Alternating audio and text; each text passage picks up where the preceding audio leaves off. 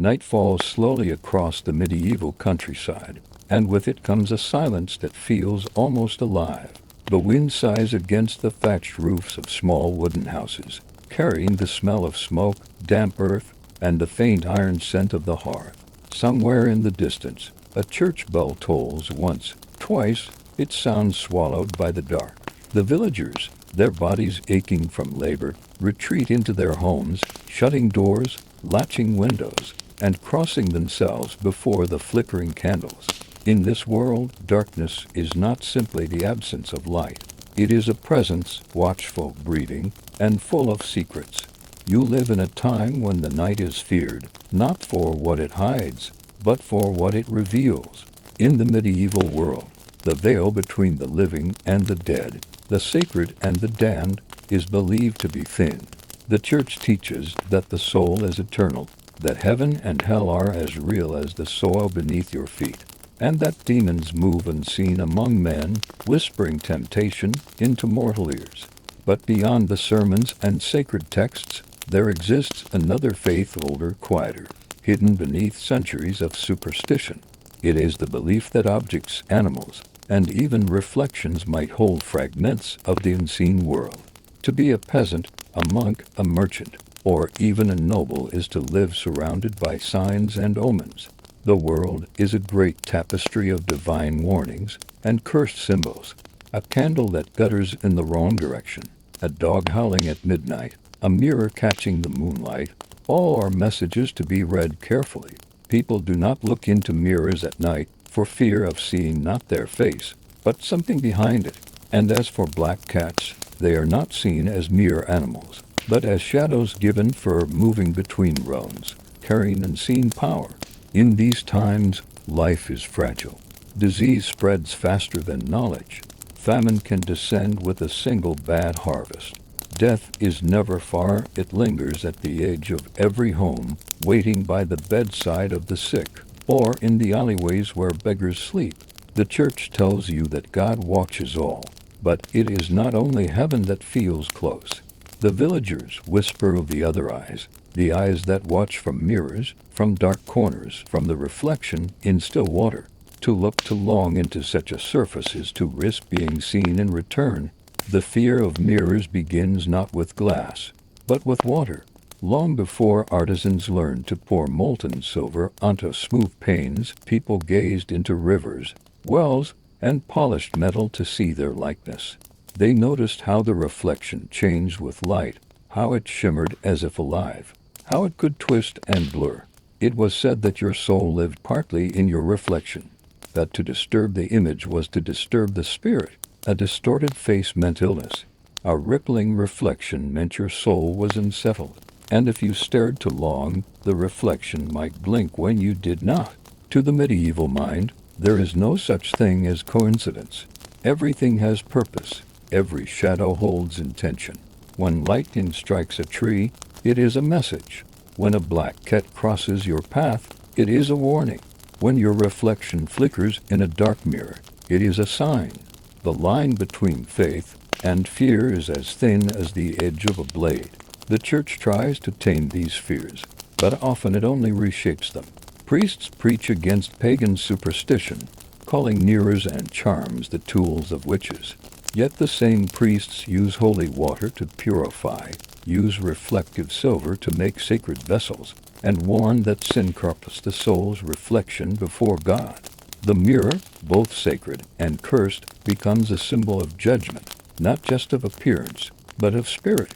When you look into it, what do you see? Yourself, or something watching through you? Night after night, the people tell stories. Round the fire, as rain beats on the shutters, they speak of mirrors that whisper names, of reflections that refuse to move, of faces that appear beside their own. They tell of cats that vanish and reappear in the same breath, whose eyes gleam green like lanterns from another realm. Children are warned never to play with their reflection, and never to feed a black cat after sunset.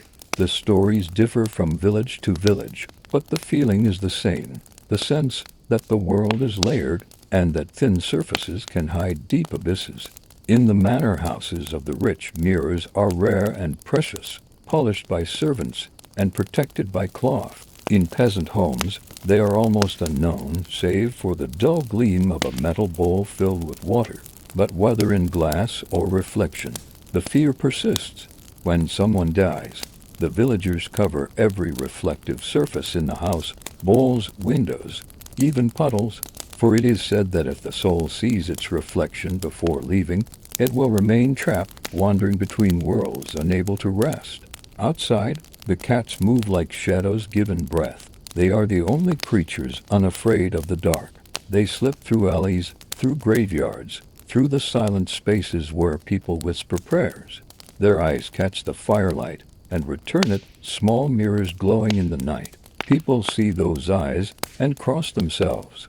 It is said that cats can see spirits, that they follow invisible things, that they speak to the dead when humans sleep.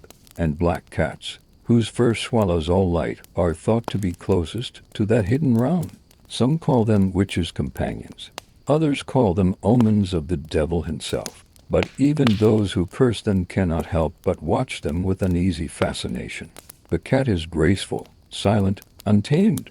It kills without sound, disappears without trace, and returns when least expected. In a world ruled by fear, the cat is a creature that answers to no one.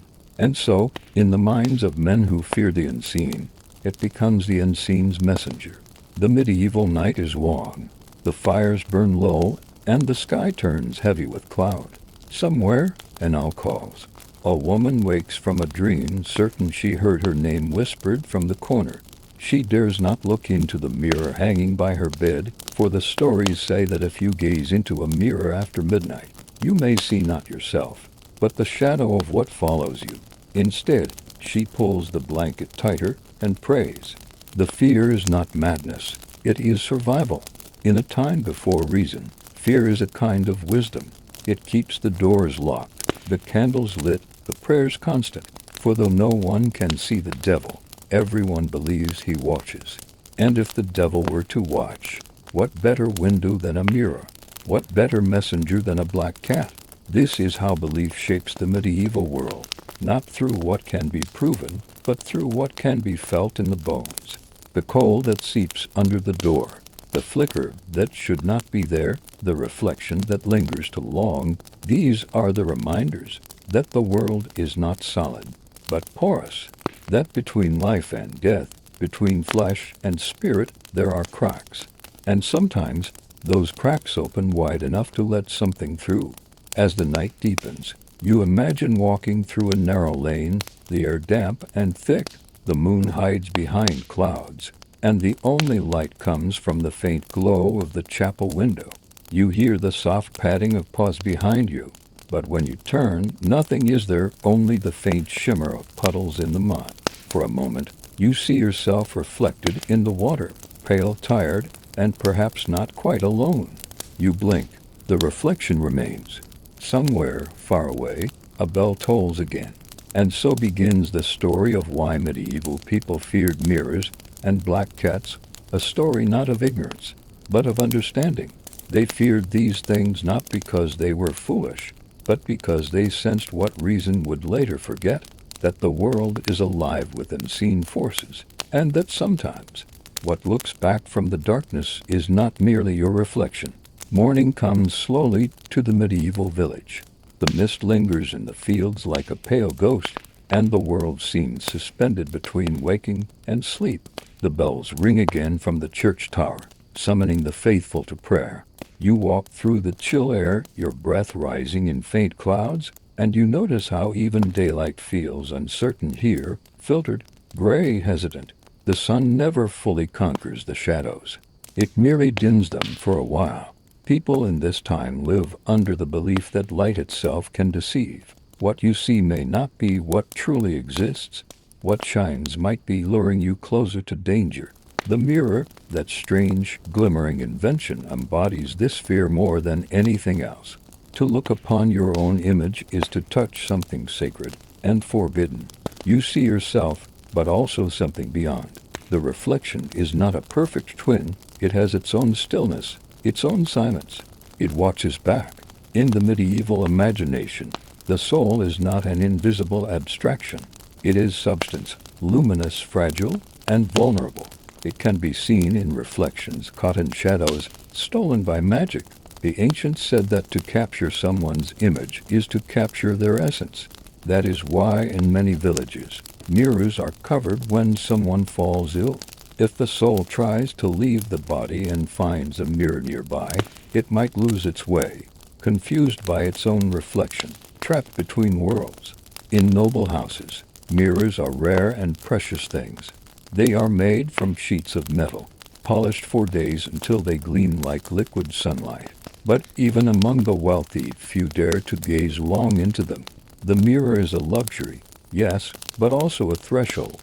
Some knights believe that before battle, one must not look at one's own reflection, for if a man sees fear in his own eyes, the reflection will steal his courage. Among monks and scholars, the mirror holds a subtler meaning. They write that the soul itself is like a mirror. It reflects divine light, but sin clouds its surface. To purify the soul is to polish it, to make it clear enough to reflect God's truth. And yet, even the learned confess unease when they see their faces multiplied in polished silver. The devil, one monk wrote in the 12th century, does not enter through open doors, but through what glimmers in the corner of the eye. At night, when candles flicker and shadows move across the walls, people avoid the mirror's gaze. They turn it toward the wall or cover it with a cloth. The light of fire makes the reflection tremble, and in the trembling, it seems alive. Sometimes it stretches or warps, and you can almost believe that another presence is pressing against the other side of the glass, waiting for the right moment to emerge. There are stories whispered from one hearth to another. A young girl who looked into her mirror during a storm saw not her own face, but that of her deceased brother, pale and wet with rain.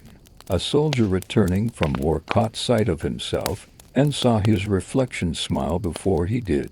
An old widow, staring into a bowl of still water, saw her husband behind her shoulder, and the next morning she was gone, leaving only the bowl spilled on the floor. To the medieval mind, these are not coincidences. They are proofs. The mirror is not an invention of man alone, but a tool of forces older and darker. It is a window into the soul, and sometimes a window for other souls to look back through. People begin to treat mirrors with a strange reverence, part awe, part dread. When one cracks, they whisper prayers over the pieces before burying them outside the village. It is believed that broken reflections can divide the soul, scattering it into fragments. Hence the old belief that breaking a mirror brings 7 years of misfortune, 7 years for the soul to heal its wound. The number 7 carries deep meaning. It is the number of days in creation, the number of virtues, the number of deadly sins. A broken reflection is seen as a disruption of divine order, a crack not only in glass but in fate itself. To mend it is impossible. One must wait for time to restore balance. Traveling merchants who sell mirrors are treated with caution. Some villagers refuse to let them stay overnight, fearing the spirits that might follow their wares. Others welcome them but insist the mirrors be wrapped in linen, eyes averted as they trade coins. In taverns, there are tales of mirror makers who go blind after crafting too many, for it is said that every mirror takes a little of its maker's sight and their soul into itself. But perhaps the strangest stories come from the monasteries. Within those stone walls, scholars study the properties of reflection with a mixture of science and superstition. They note how the angle of light changes the image, how water mirrors the sky, how polished metal bends the world into another shape. Yet even these learned men admit a kind of trembling when they see their own eyes return their gaze. To see oneself truly, one wrote, is to look into the face of judgment. And so, mirrors become symbols of moral reflection, of truth, sin, and salvation. Painters in Italy depict the Virgin Mary holding a mirror to signify purity of soul. In other regions, the same symbol is used to show vanity and pride.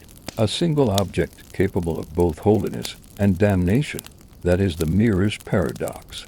Meanwhile, among the common folk, older traditions persist. They speak of mirrors that steal voices, that remember faces long after the person has died. In one remote village, mothers warned their children never to look into a mirror before their first birthday, for the infant soul is still soft, and the reflection might claim it. In another, brides are told to cover their faces with a veil until after the wedding, lest jealous spirits see their beauty and twist it. The fear spreads quietly, like smoke. It seeps into every home, every superstition, and yet people cannot stay away. There is something irresistible about the mirror, a hunger to look, to know, to confirm that one truly exists. In a world filled with ghosts, famine, and faith, a reflection offers the only proof that you are still among the living. But the danger lies in that very certainty, for when you stare too long, you may begin to notice small differences, a shadow that does not match, an expression that lingers after you have turned away. You might feel your reflection breathe as you hold your breath, or blink a heartbeat too late. And then you will understand why your ancestors covered their mirrors, why they whispered prayers before looking, and why, when the candlelight wavers, they choose not to look at all. Outside, the wind rises again, rustling through the fields. The sound is like a voice half heard, a murmur behind the walls. You close the wooden shutters, and in the faint reflection of the iron latch, you see a shimmer. Just your face, surely, just your eyes. But even as you look away, a part of you wonders whether something in that dim reflection still watches, patient and knowing from the other side. The day fades. Evening returns. The shadows stretch longer, reclaiming their ancient dominion. The bells toll once more, slow, solemn, as though mourning something invisible. And in that sound, you feel the truth that every medieval heart already knows, that between the world of light and the world of darkness lies only the thinnest of veils. And sometimes all it takes to tear that veil is a single, lingering glance into your own reflection. There is a tale told in hushed voices among the old women of the countryside, a tale about mirrors that have seen too much.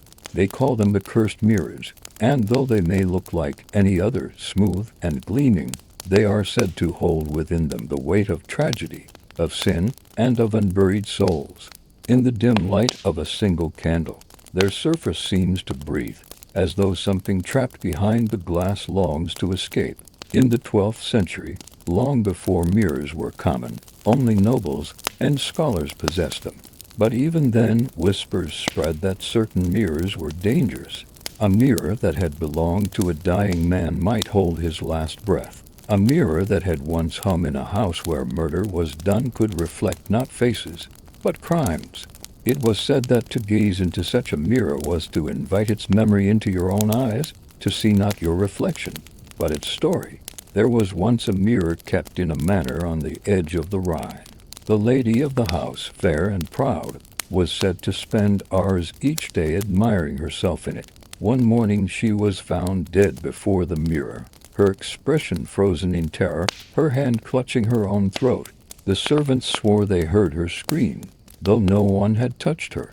After her burial, the Lord covered the mirror with black cloth. Yet on certain nights, when the wind was high, the cloth slipped, and her pale face was seen once more within the glass, smiling faintly, as if waiting for someone to join her.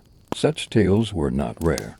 In England, they spoke of the death-looking glass, a mirror that hung in a monastery until one monk saw it in his own coffin. Within a week, he was dead. In France, they whispered of a mirror made for a queen, whose reflection aged even as she remained young. The queen destroyed it, but the shards were scattered, and each piece was said to bring ruin to whoever possessed it. The church, confronted with such stories, declared the mirror to be a potential vessel of the devil. Priests warned that pride, the sin of admiring one's own image, was the gateway to damnation. Thus, the mirror became not only a cursed object but a moral lesson. Those who gazed too long at themselves risked both vanity and possession. During funerals, it became custom to cover every reflective surface in a home for fear that the departing soul might become lost, drawn into its own reflection instead of heaven's light. And yet, some found in the mirror a forbidden fascination. Alchemists and magicians began to collect them, believing that they could use mirrors to see the unseen, to glimpse angels or demons, to find lost treasures, to communicate with spirits. They called this art scrying, by staring into a polished surface of silver, of obsidian, or of darkened glass. They claimed to see visions that ordinary eyes could not perceive. One such man was said to be Gerbert of Arlac, a scholar who would later become Pope Sylvester II. His enemies accused him of conjuring spirits in a mirror, of speaking with demons that revealed secrets of the stars. They said he learned mathematics and astronomy not from books, but from voices that came from within the glass. Whether true or not, his name became bound to the image of the dark mirror, and the legend endured for centuries, that some mirrors do not merely reflect the world but listen to it. In the lowlands of Germany, a different belief took hold. People there said that if a mirror reflected the body of a dead man, it would darken forever. Many families passed down mirrors said to be blind, their surfaces clouded and gray, incapable of showing any reflection. Such mirrors were buried at crossroads or sunk into rivers to keep their darkness from spreading. But travelers sometimes found them washed ashore after storms, glimmering faintly beneath the mud, like eyes that refused to close. Craftsmen who made mirrors were both respected and feared. It was known that polishing the metal required patience and solitude. The artisan would spend days rubbing the surface until it shone, staring into his own reflection the whole time. They said that if his thoughts were impure, those sins would stain the mirror forever. For that reason, many mirror makers prayed before their work, sprinkling holy water on the metal and carving small crosses on its back. Still, there were mirrors that defied sanctity. Some were said to whisper, others to breathe frost even in summer. The most feared of all were those that remembered, mirrors that kept the images of the dead long after they had gone. A widow might glance at her reflection and find her late husband standing behind her shoulder. A child might see a stranger's hand resting on his own. To destroy such mirrors was perilous, for breaking them did not free the trapped souls, but multiplied them, each shard a window through which the dead might peer. In one chronicle from Florence, it is written that a nobleman, upon hearing such tales, locked his mirror in a chest and threw the key into the Arno River. Yet when he next passed by the chest, he swore he saw light flickering from within like moonlight trapped inside.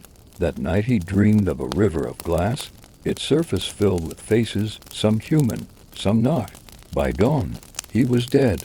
The chest was opened, and the mirror inside was found cracked from edge to edge, as though something had tried to break free. The fear of cursed mirrors spread like disease, infecting even the smallest gestures of daily life. Travelers carried charms of iron or salt to ward off reflections.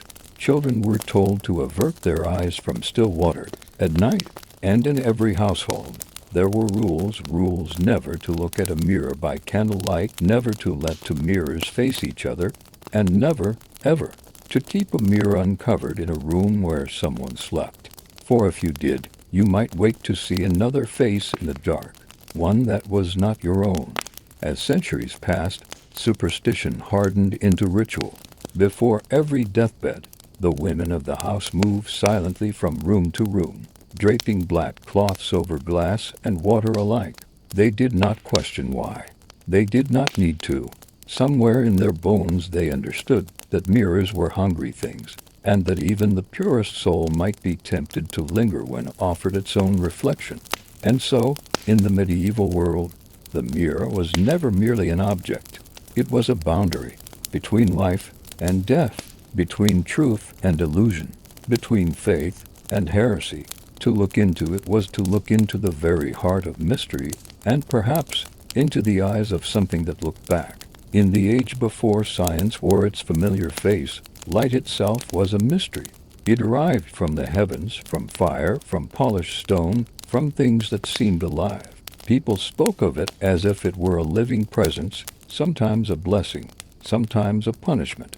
The sun was God's eye, the moon his mirror.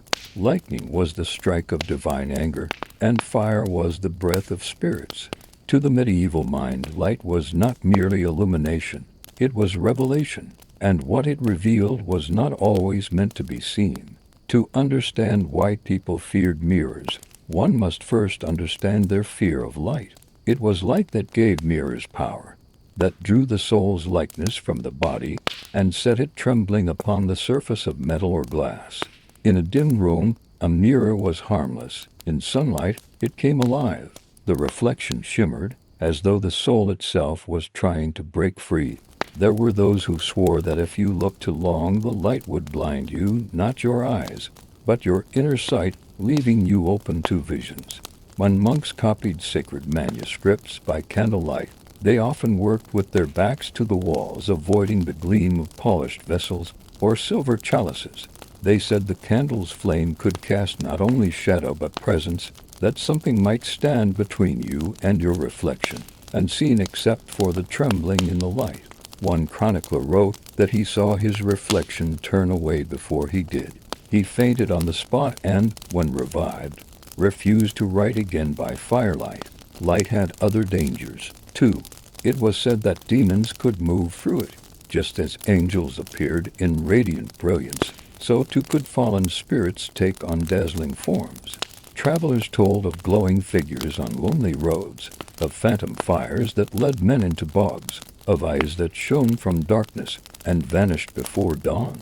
In the villages, people whispered that too much light could pierce the veil that separated this world from the next, that certain nights, the air itself became thin, allowing things to pass through. The simplest reflection, even on water, became suspect. Streams that ran too bright under moonlight were thought to be haunted. Lakes that glowed on still nights were said to hold the faces of the drowned. Some refused to drink from them, fearing that their souls would be mirrored in the water and stolen by unseen hands. In some regions of Scotland and Wales, travelers covered buckets of water at night, believing that open water could summon wandering spirits. In towns where glassmakers worked, strange tales surrounded their workshops. The process of melting sand and ash into glass seemed unnatural, an act of alchemy that transformed earth into something transparent, like frozen light. The furnaces burned day and night, roaring with heat that turned the air itself into a shimmering haze. Workers said that sometimes shapes appeared in the molten glow, figures dancing in the flame, faces pressed against the surface before vanishing into smoke. No one dared to speak of it too loudly, for to see such things was to invite misfortune. There was also a fear of light itself becoming too still. In the great cathedrals, sunlight streamed through stained glass, scattering colors across the stone floors. But even here, where the sacred met the beautiful, people felt unease. The colors moved with the hour, crawling across the faces of statues, illuminating the eyes of carved saints. It was beautiful, yes, but also uncanny, as if the saints themselves breathed through the glass. Watching those below, pilgrims knelt in wonder and fear alike, sensing that this light was not of this earth. And then there was the phenomenon of the corpse light, faint, bluish flames said to hover above graveyards or marshes. Some believed them to be souls unable to rest, others thought they were omens of death, guiding mourners before the fact. When such lights appeared near a village, doors were bolted, prayers whispered, and mirrors covered. For if the dead walked beneath their pale glow, who could say what they might see in a mirror's reflection, or whom they might take with them back into the dark? Even scholars, the rare men who dared question such fears, could not fully escape them. Roger Bacon, the Franciscan friar who studied optics, wrote of the mysterious nature of reflection. He tried to explain it, that light strikes surfaces and returns to the eye, but he also confessed that some mirrors seem to return more than they receive. He warned that the study of light must be done humbly, lest it reveal not the truth of God's world, but the deceit of the adversary. For the common people, such warnings were enough. Light, reflection, and shadow are no longer separate things, but part of the same trembling mystery. In a world where every flicker of fire could hold meaning, every glow could conceal danger, to live was to watch the light, and to wonder what moved within it. At twilight, When the sun sank and the air turned silver gray, a strange calm fell over the land. It was the hour between times, neither day nor night, when birds fell silent, and even the wind seemed to wait. In that liminal stillness, reflections grew sharper. The surface of a pond turned to glass, the windows of houses became mirrors, and for a moment the whole world seemed to double itself. Villagers hurried indoors before the light faded, whispering that the boundary was thin now, that the world of men and the world beyond could see one another. The fear of light became the fear of mirrors, and the fear of mirrors became the fear of what light revealed. The two were inseparable. Without light, there could be no reflection. Without reflection, there could be no temptation to look deeper. Yet who could resist the urge to see, to glimpse, even for a breath, the mystery behind one's own eyes? And so people lived between two terrors, the darkness that concealed, and the light that revealed too much. They lit candles and prayed for protection, hung charms beside their windows, and covered mirrors when the moon was full, for it was said that on such nights, when light and dark stood in perfect balance, the mirror ceased to be a surface at all, and became instead an open door. From the same darkness that gave birth to the fear of mirrors came another creature of superstition, one that walked silently through alleyways and hearths, a creature whose very eyes glowed with the light people feared. The cat, more precisely, the black cat, whose fur swallowed firelight, whose gaze shimmered like a living mirror. To the medieval mind, there was something both holy and dreadful in that small, watchful animal. Long before the church spread its hand across Europe, the cat had been revered. In the temples of Egypt based the lion-headed goddess, guarded homes and births. Her temples overflowed with cats, fed and adorned with gold collars. To kill one was a crime against the gods themselves. Traders from the Mediterranean carried these stories across the sea, and for centuries, cats lived as cherished guardians of grain, temples, and households. But time has a way of twisting reverence into fear. When the Roman Empire waned and Christianity spread, the symbols of old faiths became suspect. The graceful, silent cat, once a companion of divinity, began to bear the scent of paganism. Where it had once been adored for its independence, now it was condemned for it. For what creature, the priests asked, disobeys all masters and walks at night without fear? Surely only one favored by the devil himself. Black cats, in particular, became objects of unease. In the flicker of torchlight, their fur seemed to absorb illumination, as if swallowing light whole. Their eyes, green, gold, or pale blue, reflected it back, twin flames in the dark.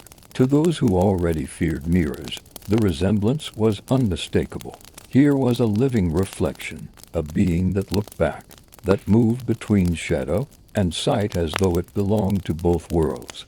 In villages and towns, the transformation of the cat's image was gradual. At first, they were tolerated as mazers, valued for keeping grain safe. But as plague, famine, and war fell upon the land, people looked for causes. Misfortune was never random in the medieval world. It was always the result of sin or sorcery. And where mysterious deaths and strange lights appeared, so too often did the sleek shape of a cat. The church's teachings did not help their fate. In sermons, priests compared cats to women, graceful, proud, cunning. It was said that both tempted men from the path of virtue.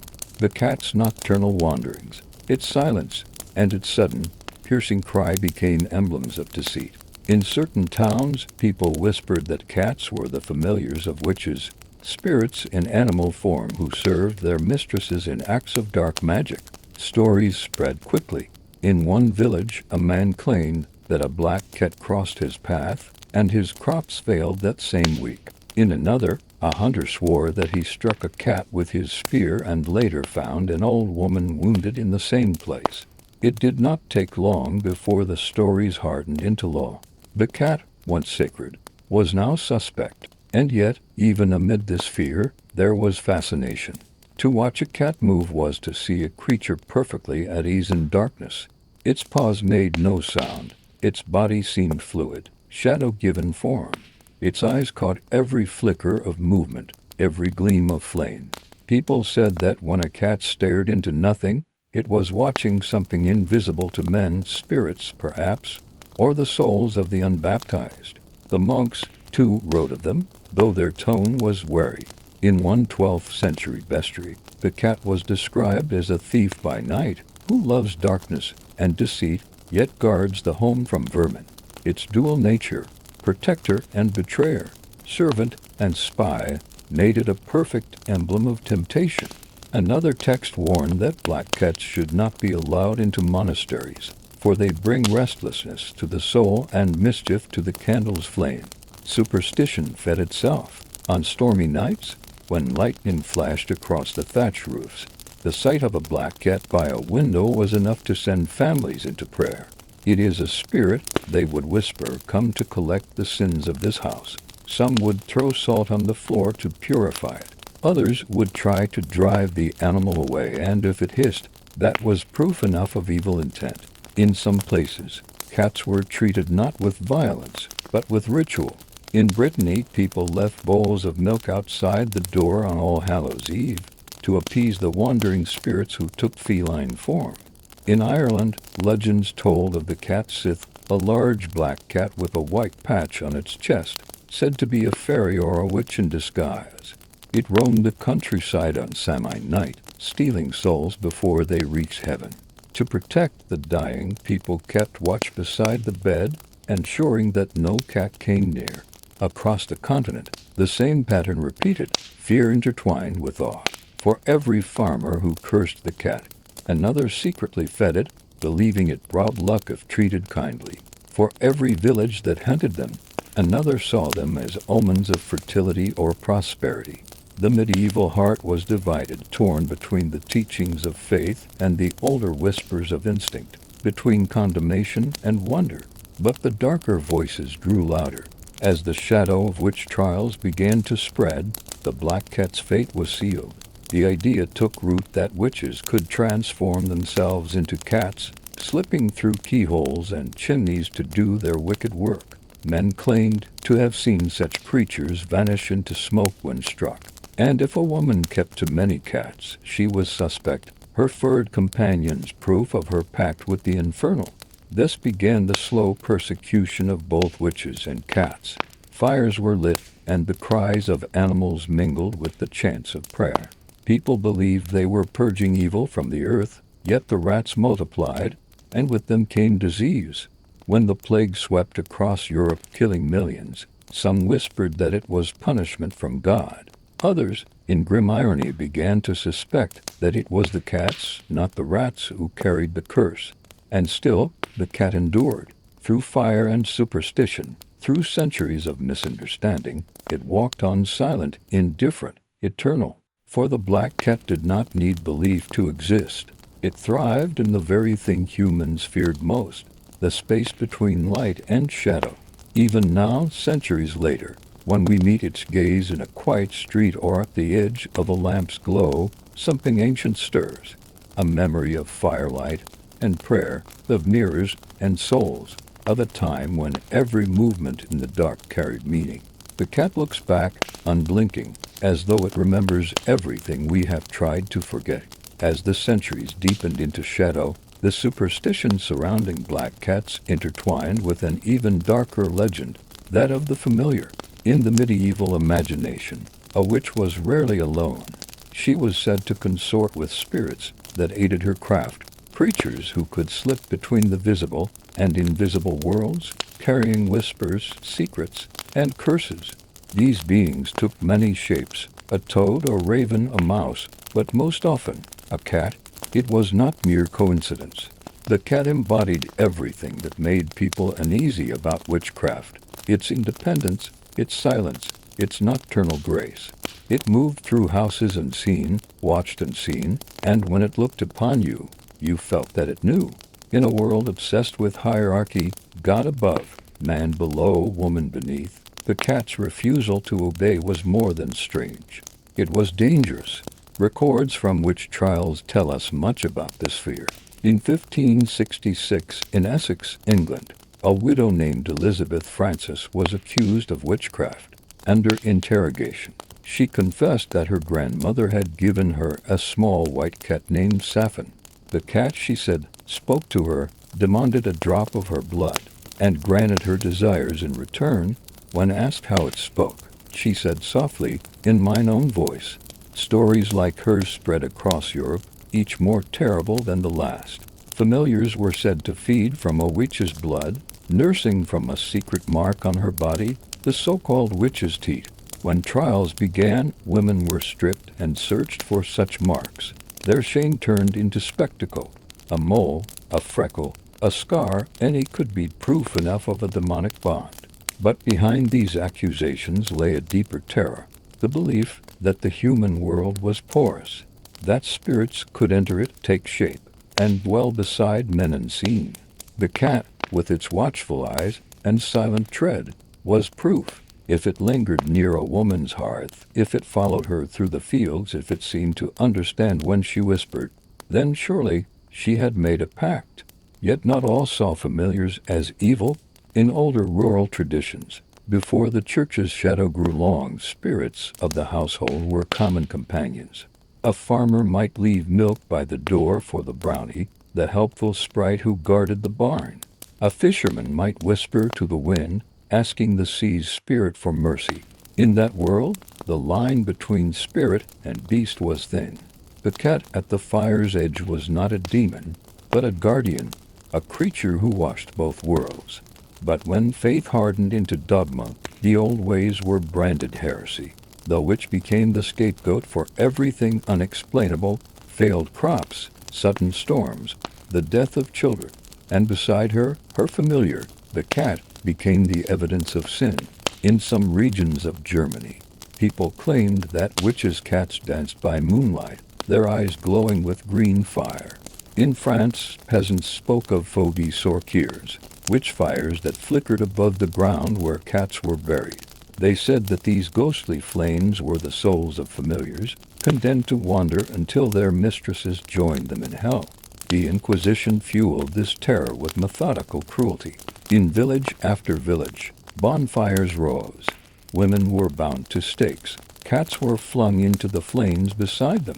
The screams of both mingled, the air thick with ash and smoke. The people believed they were purging evil, cleansing their souls, but in truth, they were burning their own fear. And yet, amid the horror, fragments of compassion endured. Some chroniclers tell of old women who refused to abandon their cats, even when threatened with death. One, in Languedoc, was said to have whispered to her black Tom as the flames rose, "Do not be afraid, my friend. We will see the dark together." To those who watched, it was proof of witchcraft. To us, centuries later, it is proof of love. What fascinated medieval minds most was not the cat's alleged wickedness, but its power. For even those who condemned it could not help but respect its uncanny grace.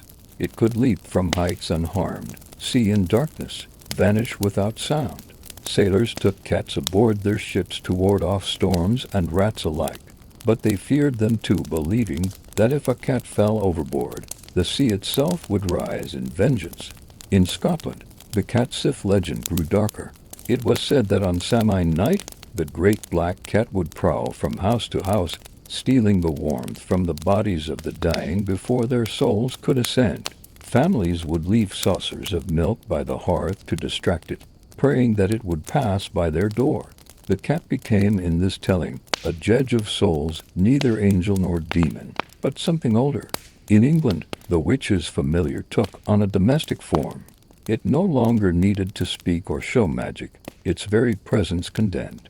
In one account from Lancaster in 1612, a child claimed that a black cat leapt onto his bed and pressed against his chest until he could not breathe. When asked whose cat it was, he whispered the name of a woman already under suspicion. That single word sealed her fate. The familiar, then, was not just an accusation, it was a symbol of intimacy. It revealed a kind of closeness between woman and nature that frightened men. In a world ruled by fear of the unknown, any creature that shared a secret with a woman was an enemy of order. And so the cat became the embodiment of all things hidden, the soul's reflection that would not be tamed. To look into its eyes was to confront something both human and alien. The reflection did not lie, it simply was. And that was more terrifying than any demon. Even today, the superstition lingers. We say don't let a black cat cross your path, a whisper of a fear centuries old. Yet few remember why. It was not the color that cursed it, nor its silence, nor its midnight eyes. It was what it represented, the living link between what we can see and what we cannot. In the end, the witch and her familiar were not victims of superstition alone. They were casualties of a deeper truth, humanity's endless struggle with its own reflection. The same fear that made people cover mirrors and shun cats was the fear of looking too closely at themselves, for in every reflection and in every unblinking gaze there waits a question older than faith: what truly is watching us back? By the mid-14th century, Europe had become a landscape of fear. The cathedrals still reached toward heaven, but the bells tolled for the dead far more often than for the living. In the fields, the grain blackened; in the towns, the air stank of smoke and incense. And through the narrow, crooked streets, a whisper traveled faster than any sermon: the Black Death has come. No one understood it. The physicians spoke of bad air, of celestial misalignment, of the wrath of God. But to the people who watched whole families vanish overnight, such explanations felt hollow. They searched for something closer, something they could touch, blame, destroy. And once again, the mirror and the black cat became mirrors of dread. It began innocently enough. In one small Italian port, people noticed that the cats died before the plague struck. Their absence should have been warning. Instead, it became accusation. See, the preachers cried, even the beasts flee from our sin. Soon after, in Paris, someone claimed to have seen a black cat slinking from a plague pit, its eyes like coals. Others said cats carried the disease in their fur, whispering pestilence as they brushed against doorways. The irony was cruel. For decades, people had hunted and burned cats as witches' familiars, believing they carried darkness within them. Now, in their absence, the true darkness, the rats and the fleas they once kept at bay, thrived unchecked. But no one saw the connection. Fear does not reason, it repeats. And so, even as death filled the streets, the killing of cats continued. Mirrors, too, suffered. In the early months of the plague, priests advised families to cover them when someone died, lest the soul become trapped in its reflection. But as the death toll rose, the custom took on a deeper, more desperate tone. Houses draped in black cloth hid their mirrors completely. Those who uncovered them too soon claimed to see pale faces staring back, not their own but those of the dead. The church, struggling to maintain order, declared that mirrors could invite demons during times of mass death. A dying man's breath, they said, left a mark upon the glass that drew the devil's eye. In Florence, a rumor spread that if a mirror was left uncovered at night, the plague itself could enter through it. Windows were shuttered, rooms sealed, and every gleam of reflection extinguished. Imagine it, a city of silence, every house darkened, every surface covered, the only light from the candles of the dead. It was a world turned inward, where people feared their own image as much as they feared their neighbor's cough. Yet some, the strange ones, the desperate ones, did the opposite. In secret, they sought visions in the mirror. Alchemists and mystics, driven half-mad by grief, believed that through reflection they could glimpse the invisible world that had claimed so many lives. They polished their glass until it shone like water, then whispered prayers, incantations, pleas. Some claimed to see angels, others only endless shadow. A chronicler in Avignon wrote of a monk who stared into a bowl of water until he saw a black cat's face appear within it. The next morning, the monk was found dead, his eyes wide open. The water turned to ice, though the room was warm. To those who found him, the meaning was clear. The devil had come for him through his own reflection. But the truth, if there was one, was simpler and more human.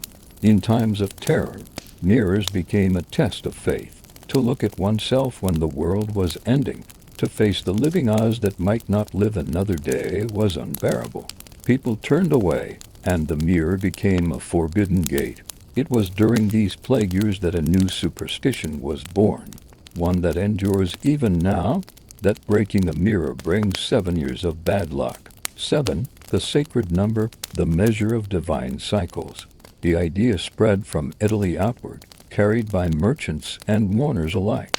They said that when a mirror shattered, the soul reflected within it fractured as well, and would take 7 years to heal. To break a mirror was to wound your spirit. As the plague burned itself out, and the survivors crept from their shuttered homes, they emerged into a changed world.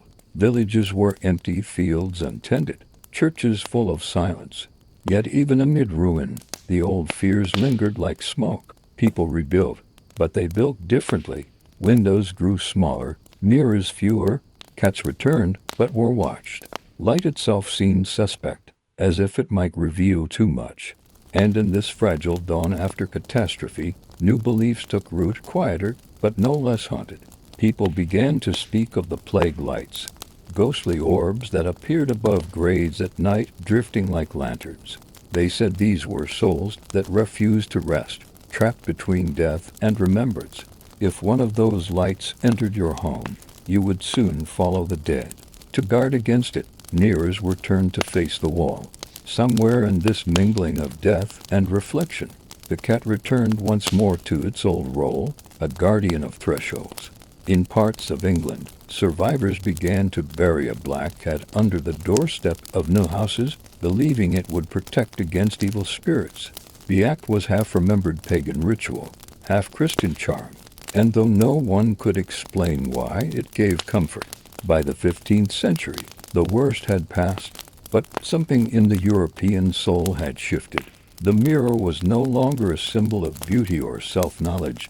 It was a reminder of fragility, of the thin, trembling line between body and spirit. And the cat, that small, silent creature that walked through the ruins as if nothing had changed, became the embodiment of survival itself. In a world where humans feared their own reflection, the cat still dared to look. Its eyes, twin mirrors of living light, saw what others would not. And perhaps that is why people never stopped fearing it. For the cat, unlike us, never looked away. When the plague's shadow finally loosened its grip, Europe awoke to a silence that was almost holy. The fields lay untended, the streets were empty of song, and the air smelled of dust and incense. The survivors looked to the church for meaning, for salvation, for an explanation of why half the known world had vanished. And the church, trembling under the weight of death, answered not with comfort, but with fear. In cathedrals and market squares, priests thundered that the sickness had been divine punishment, not only for sin, but for curiosity, for pride, for gazing into forbidden things. They warned that mirrors were the eyes of demons, that cats were their messengers, that women who walked alone at night consorted with the darkness itself. People listened. They were eager to believe that the world still had order, that someone, anyone, knew what was happening. Out of that dread was born a new kind of faith, one that worshipped light but feared its reflection. Stained glass windows grew taller and more intricate, bathing the faithful in colored fire. In the shimmering reds and blues, the clergy saw proof that light belonged to God alone, that to summon it by human craft, whether through glass or mirror, was an act of theft. And yet, in their attempts to control light, they gave it more power. The cathedrals themselves became mirrors of heaven and earth, vast, echoing chambers, where sunlight turned dust into gold. The worshippers knelt, dazzled and trembling, believing themselves purified by illumination. But outside, in the narrow lanes, where candles guttered and cats prowled, another faith was taking root, one older than Rome, older than Scripture. This was the faith of the hearth and the threshold, the one that whispered rather than preached. It did not name its gods or build altars of stone. It lived in gestures, in a bowl of milk left by the door, in a mirror covered during storms, and a cat stroked 3 times before sleep. For those who practiced it, These were not superstitions but acts of survival, a way to balance the world's fragile light. The church, however, could not abide balance. To its eyes, there was only one kind of light, divine, unyielding, absolute. Anything else, moonlight, candlelight, the glint of eyes in the dark, was suspect.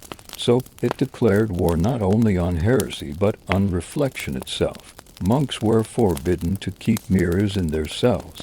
Nuns who gazed too long into pools of water during meditation were reprimanded. Even polished metal was covered during fasts, lest pride or vanity creep in. But what is forbidden becomes desirable. In the corners of monasteries, apprentices polished bits of glass in secret. They said that when the moonlight struck their surface, they saw things move, faint lights, perhaps angels.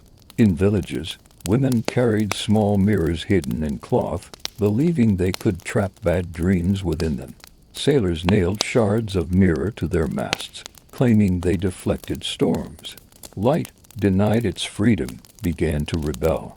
The world filled with strange radiances, will-o'-the-wisps over marshes, foxfire glowing on the edges of fallen trees, the phosphorescence of decay. People said these were warnings, or temptations, or the laughter of souls not yet judged. The church called them ignis fatuus, foolish fire, and urged people to look away. But how could they? In a world so dark, even cursed light was precious. And always, somewhere in that dimness, the cat watched. It prowled through cloisters and graveyards, slipping between prayers and shadows. Some monks tolerated them for their usefulness. They kept the granaries free of mice. But others whispered that cats never blinked in the presence of the host. They see too much, said one abbot, as if they remember another creation. Tales multiplied.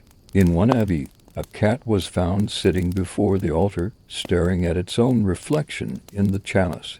The brothers, unnerved, tried to chase it away, but it would not move. Finally, one struck it, and the cup spilled.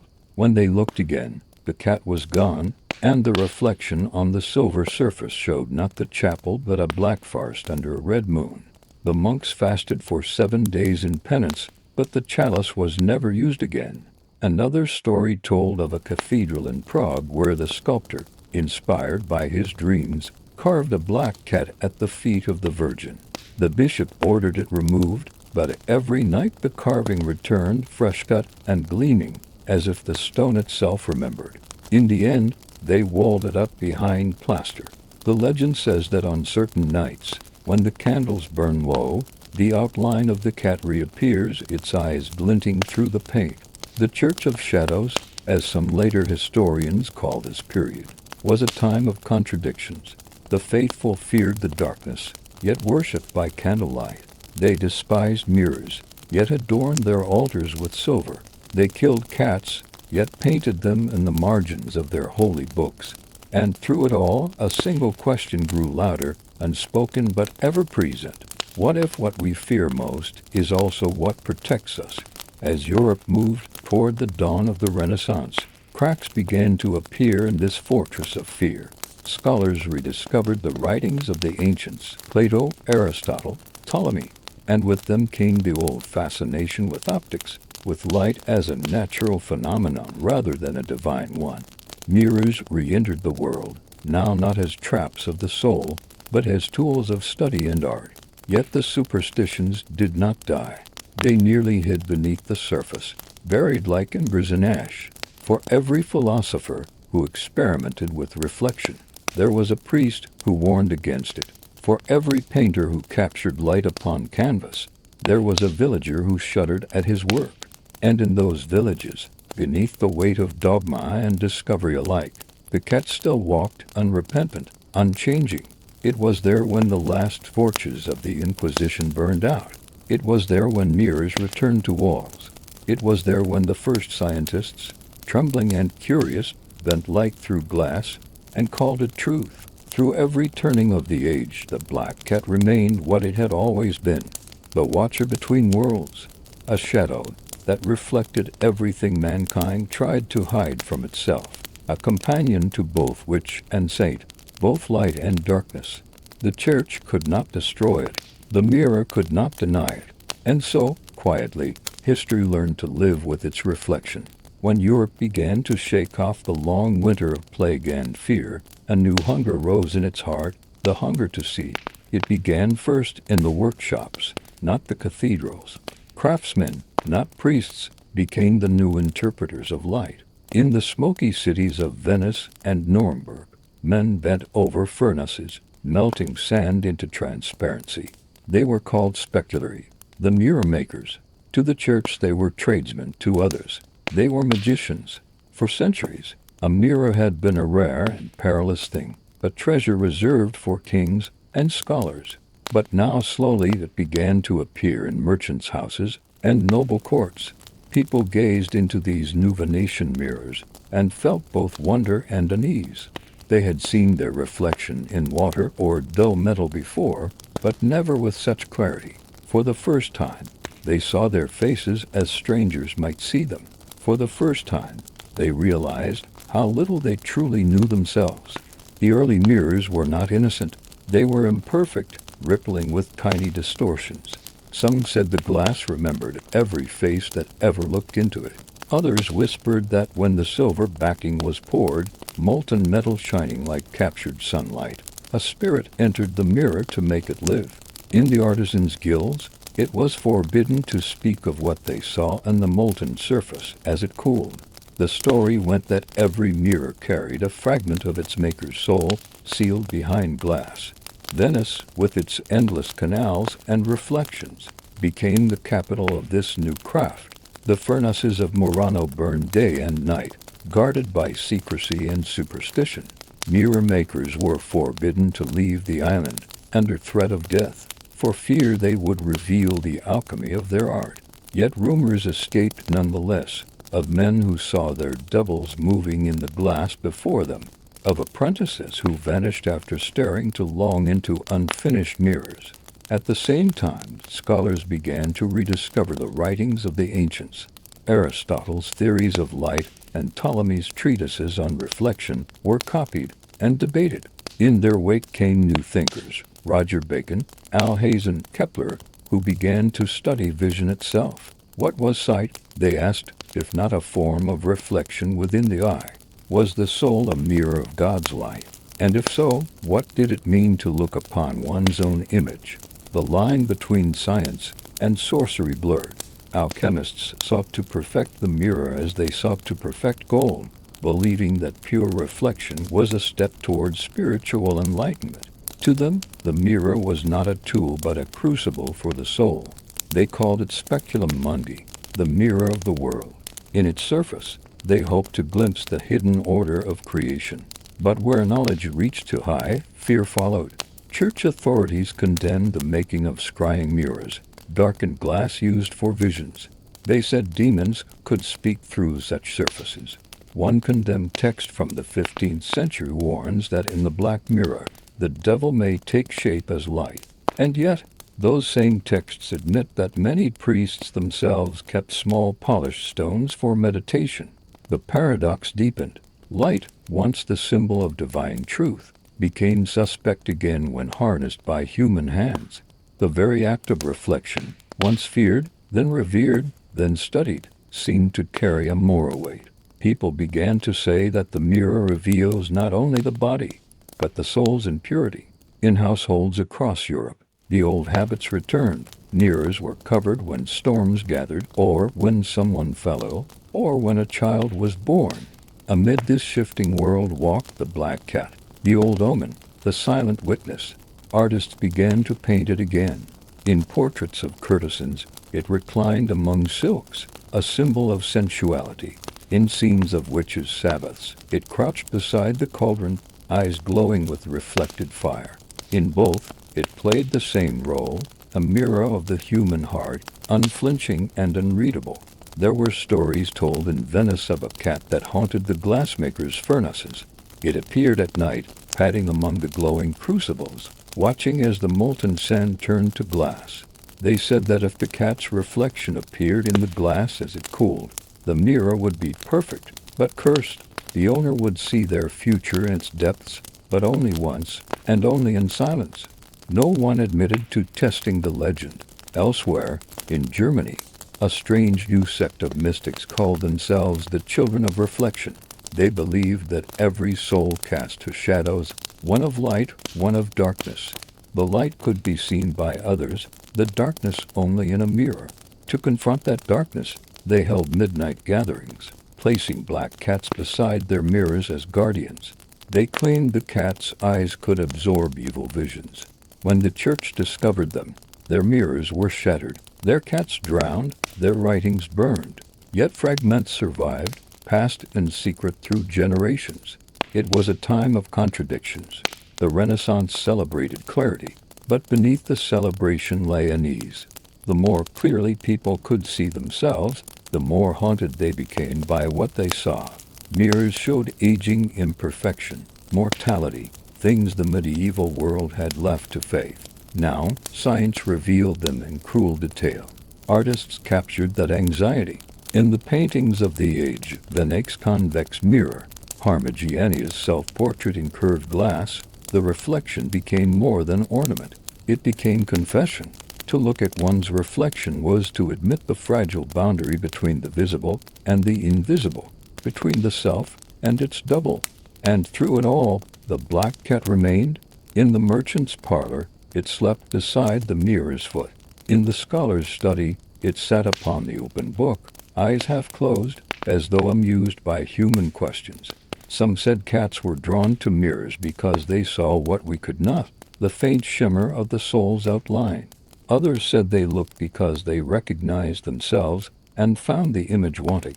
By the end of the 15th century, Europe glittered with glass and silver. Mirrors lined the halls of princes, lanterns shone in the streets, and for the first time, the human face became an object of endless study.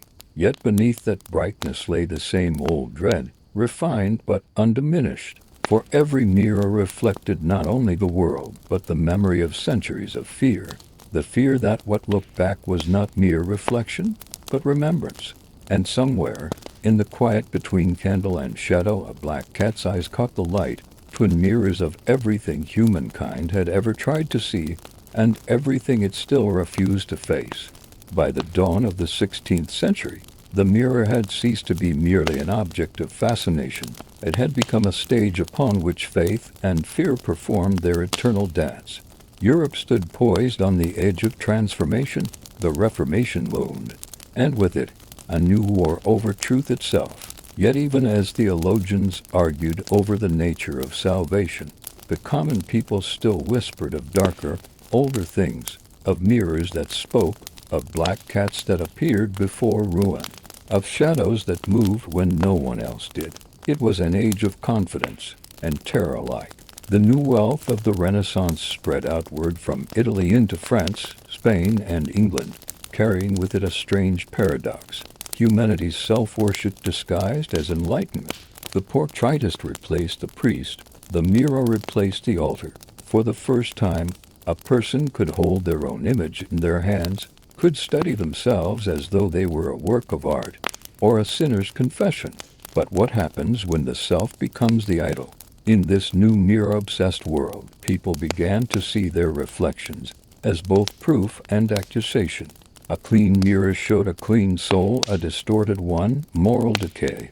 In some German towns, a mirror was even used in trials, the accused forced to gaze into it as the judge read the charges.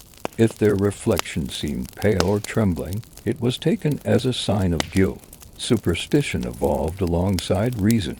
It was said that if you looked into a mirror by candlelight on All Hallows Eve, you might glimpse the face of the devil or your own death. In England, maidens performed mirror rituals to see their future husbands, but only the bravest dared, for many tales told of the mirror showing not a lover, but a skull. To cover a mirror was still to protect the soul. To polish one too much was vanity, a sin of Lucifer himself, the angel who had fallen for his own reflection. It is no accident that the Renaissance painted Lucifer not as a beast, but as a beautiful man. Artists like Crackle and Michelangelo gave him a human face, luminous, proud, reflective. To them, the devil was not external evil, but the shadow of human brilliance. The mirror turned inward. The more radiant the glass, the deeper the darkness it revealed. And the black cat, it prowled through this new landscape of pride and doubt like a ghost of the old world. To some, it became a symbol of temptation, the familiar spirit that lured alchemists and philosophers toward forbidden knowledge. To others, it was the companion of solitude, the only creature unafraid of the mirror's gaze. One legend from Prague tells of a scholar who sought to create the perfect mirror, one that would show not the face, but the soul. He worked in secret, mixing silver, mercury, and the ashes of a black cat said to have belonged to a witch. When at last he succeeded, he found the reflection too true to bear, not the face of a man, but the writhing shapes of his sins. He smashed the glass in terror, but afterward, every ordinary mirror he looked into showed the same, his own face surrounded by shadows that whispered his name. The church seized upon such tales, using them as moral lessons. Beware the unholy mirror, preachers thundered, for the devil loves a man who loves himself. Yet in their private chambers, even bishops kept small hand mirrors of Venetian glass. Temptation, after all, is its own reflection. Meanwhile, among the people, the mirror became a tool for folk magic, both feared and desired. Women turned mirrors toward the moon to draw down beauty. Sailors carried shards of glass to reflect storms away from their ships. Children were warned never to let a mirror face an open window, for their soul might drift out like a candle flame. And when thunder roared, many covered their mirrors again, lest lightning strike through them, a belief older than the cathedrals themselves. Artists and writers gave these fears a new language. The mirror appeared in plays and poems as symbol of illusion, self-deception, or the divine glance. Shakespeare, always attuned to human frailty, made the mirror both teacher and tormentor. To thine own self be true, he wrote, though he knew that truth is the hardest image to behold. In the darker corners of Europe, however, mirrors remained instruments of the forbidden. Sorcerers used specula infernalis, darkened mirrors backed with blood, to summon spirits. One such mirror, known as the glass of Lucerne, was said to reflect not the viewer, but whoever spoke their name in hatred. It vanished after an Inquisition raid, though some claimed it survived, hidden behind a church altar where the sunlight never reached. The black cat reappeared here as well. In many grimoires, it was listed among the beasts of reflection, creatures said to traverse both worlds. Its eyes, glinting with spectral light, were thought to be mirrors of another kind, windows into the unseen. Witches, they said, could read omens in a cat's stare the way others read them in the stars. But if the church feared the mirror for revealing too much, the common folk feared it for not revealing enough. During times of famine or war, when mirrors grew cloudy with age and smoke, people believed the glass itself was dying, that the world's reflection had grown weary of mankind. To polish such a mirror was useless. You could not restore light once it had turned its back. The mirror thus became both judge and mourner, a witness to all human vanity, cruelty, and yearning. And through it all, the cat endured, walking through every myth unscathed. In paintings, it reclined beside courtesans and witches alike, indifferent to the moral storms that surrounded it. In its silence, people saw both comfort and contempt. Perhaps that was its secret. The cat never feared its reflection, because it did not mistake the image for the self. As Europe entered the 17th century, the age of mirrors expanded into palaces, into science, into the heavens themselves. The telescope was born, a mirror turned toward the divine. But with each discovery, an old whisper followed. What if the stars, too, were merely reflections, not the eyes of God, but the glimmers of another world looking back? And somewhere, deep in a workshop thick with smoke and molten glass, a craftsman wiped sweat from his brow and peered into a cooling mirror. For an instant, he thought he saw movement behind his reflection, a flick of a tail, a pair of gleaming eyes. Before the image stilled again, he smiled faintly, whispering the name that came unbidden to his lips. "I so you're still watching." By the dawn of the 17th century, Europe had become a hall of mirrors. The artisans of Venice still guarded their secrets, but the age of monopoly was ending. The discovery of new techniques, silver glass, polished steel, even liquid mercury, spread across the continent like wildfire. Mirrors became cheaper, brighter, more precise. Every court, from the palaces of France to the chambers of London, glittered with reflection. But the more the world reflected itself, the less it seemed to know what it was looking at. Science and superstition began to wrestle for the soul of humanity. On one hand, Galileo turned his telescope, a mirror turned outward toward the stars, and saw a universe vaster and stranger than any scripture had imagined. On the other, villagers still whispered that mirrors could open gates to hell, that cats could sense ghosts behind the glass. It was as if humanity had split its vision. One eye fixed on the heavens, the other still staring into the dark corners of the room. In Florence, philosophers debated optics while priests exercised haunted mirrors. In England, the new glass houses at London Bridge produced mirrors for every household. But many of those households kept them covered at night. Fear, like dust, settled easily on the bright surface of reason. It was also the age of the camera obscura, the dark chamber that captured light and cast images upon a wall. For the first time, a human could see the world as a ghostly projection, a moving mirror made of light. Painters used it to trace perfect lines, but others saw danger in it. If a mirror can steal the soul, one preacher warned, what then of a box that traps the world itself? Some even claim the camera obscura lured spirits. In Germany, a scholar named Dr. Kreins recorded that a black cat often entered his darkened study during experiments, sitting silently before the lens, as if watching the images form. When the scholar attempted to drive it away, it hissed and fled, but in the next projection, its shadow appeared impossibly large, walking across the wall. Kreins smashed his device soon after, and would never speak of it again. Mirrors began to haunt not just homes, but thought itself. Philosophers like Descartes used the mirror as metaphor for consciousness. Cogito ergo sum. He wrote, I think, therefore I am. Yet in that phrase lay a hidden question. A thought reflects itself. What happens when the reflection lies? For the first time, human beings began to suspect that their own minds might deceive them, that reality could be a mirror with a crack no one could see. Meanwhile, art glorified the mirror as never before. In France, Louis XIV built his Galerie des Glaces, the Hall of Mirrors at Versailles, a corridor of light and reflection so immense that visitors described it as walking through eternity. But to the few who entered alone, it was said to feel like standing before judgment. Courtiers whispered that one could see not only one's beauty there, but also one's corruption, multiplied endlessly in the mirrored walls. In the back alleys of Paris, mirror makers still worked with mercury, their lungs filling slowly with poison.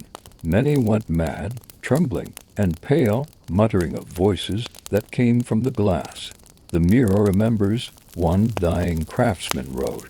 Each time it drinks a face, it keeps the echo. When he died, his workshop was found empty except for a single mirror, still polished to a perfect gleam. Those who dared to look swore they saw a faint figure moving within, forever trapped between two layers of glass. At the same time, the black cat crept back into superstition. Sailors, who once threw cats overboard as omens, now began to keep them on ships for luck. A cat aboard means no ghosts in the hold, they said, for even the sea, it seemed, had its reflections. In coastal villages, however, people still spoke of the mirror curse. If a black cat looked into your mirror before you did, it would claim your fortune for itself. Many left bowls of milk before their mirrors to appease these unseen watchers. The merging of science and sorcery reached its most curious form in the experiments of Dr. John Dee, mathematician, astrologer, and advisor to Queen Elizabeth I. Dee possessed a strange black mirror said to have been carved from obsidian brought from Mexico by conquistadors. He used it not for vanity, but for communication, believing it to be a portal through which angels spoke. His squire, Edward Kelly, gazed into the mirror and claimed to hear celestial voices. Yet when he died, his mirror was found veiled, wrapped in black cloth, and those who touched it afterwards spoke of a chill-like breath on their skin. The church, caught between condemnation and curiosity, could not ignore such things. Jesuit scholars studied light and reflection in order to understand the divine geometry of the universe. Yet in the same breath, they warned against idle gazing, the sin of excessive self-contemplation. The devil, wrote one priest, hides not in darkness, but in light reflected without grace. The mirror thus became both symbol of enlightenment and emblem of heresy.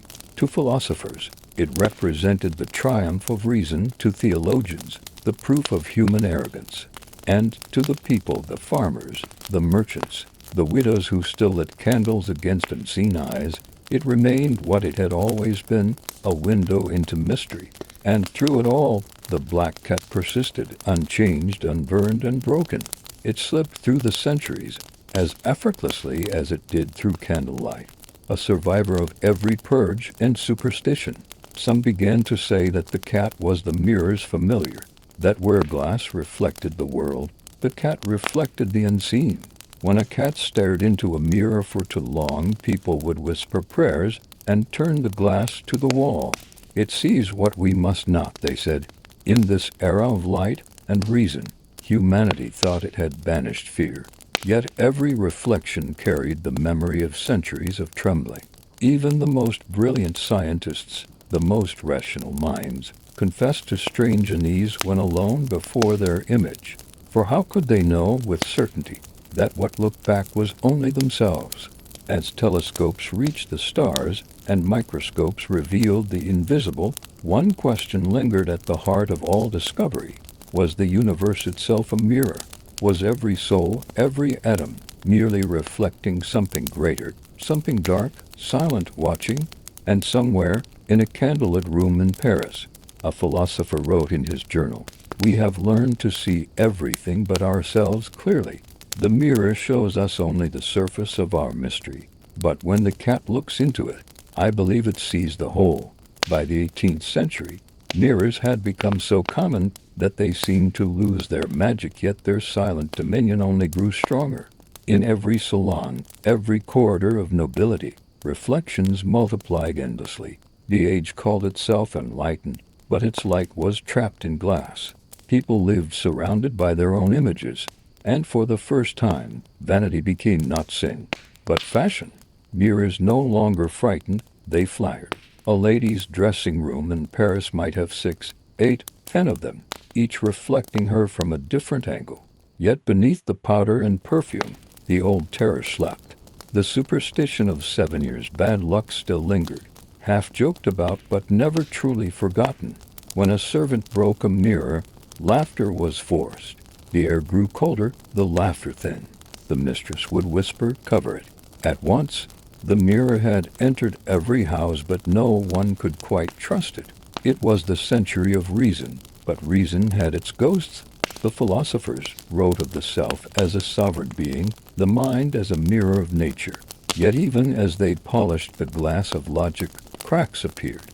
Rousseau feared the corruption of self-regard. Kant warned that the reflection of thought could lead to madness.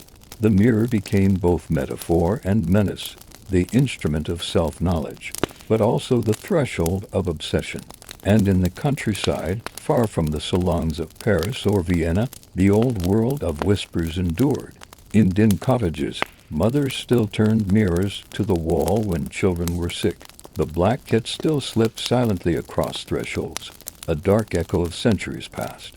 It was said that if a cat stared into a mirror by candlelight, death would visit before the next dawn. Few dared to test it. There was a tale from the Bavarian Alps of a small and built beside a frozen lake. In the common room hung a great mirror said to be 100 years old, framed in walnut and carved with roses. Travelers claimed that in its depths the reflection sometimes lagged behind the living, as though the glass remembered time differently. One winter, the innkeeper's cat, black as soot, sat before that mirror night after night, its golden eyes fixed on the silent glass. When spring came, the ice melted, and the cat vanished. The innkeeper said it had gone to chase mice, but others said the cat had entered its reflection and never returned.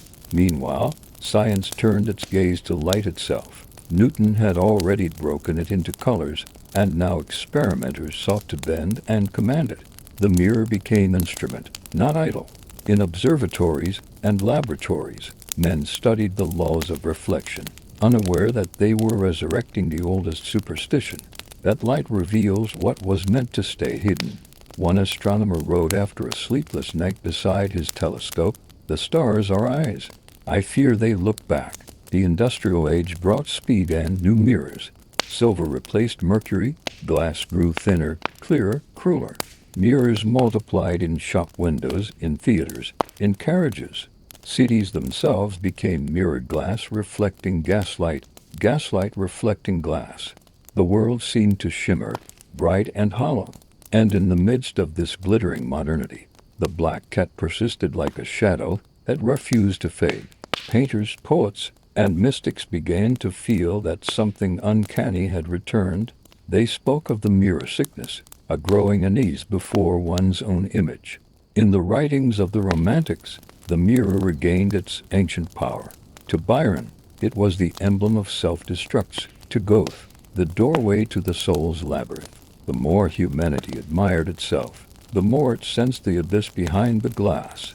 In London, spiritualists began to speak of mirror seances. Instead of tables and candles, they used large darkened mirrors, believing the dead could appear within.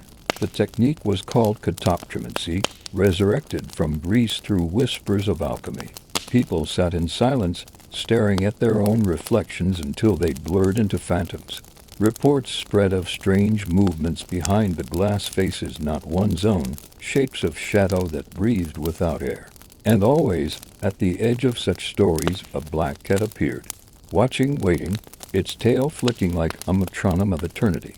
The church had long since lost its grip on such fears, yet priests still blessed mirrors before weddings and funerals.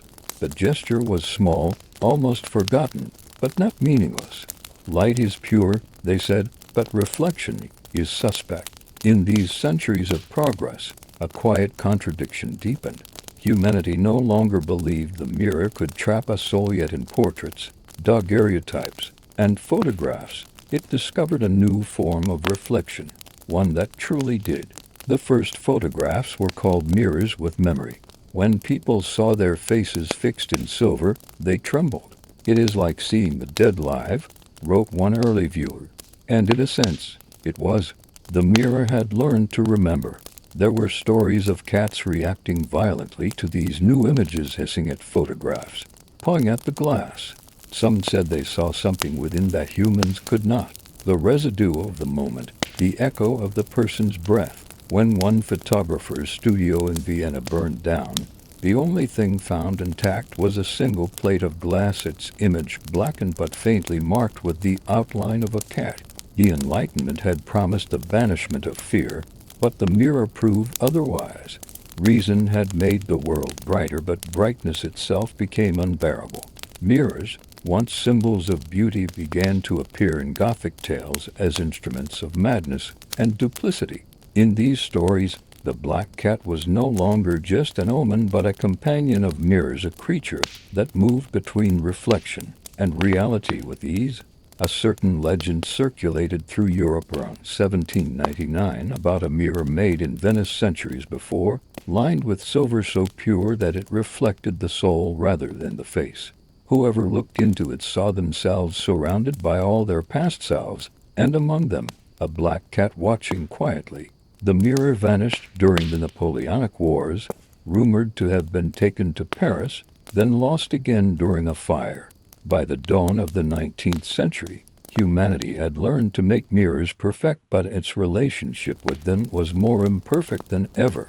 What began as a search for clarity had become an endless multiplication of self. Each mirror offered not truth, but question: who are you now?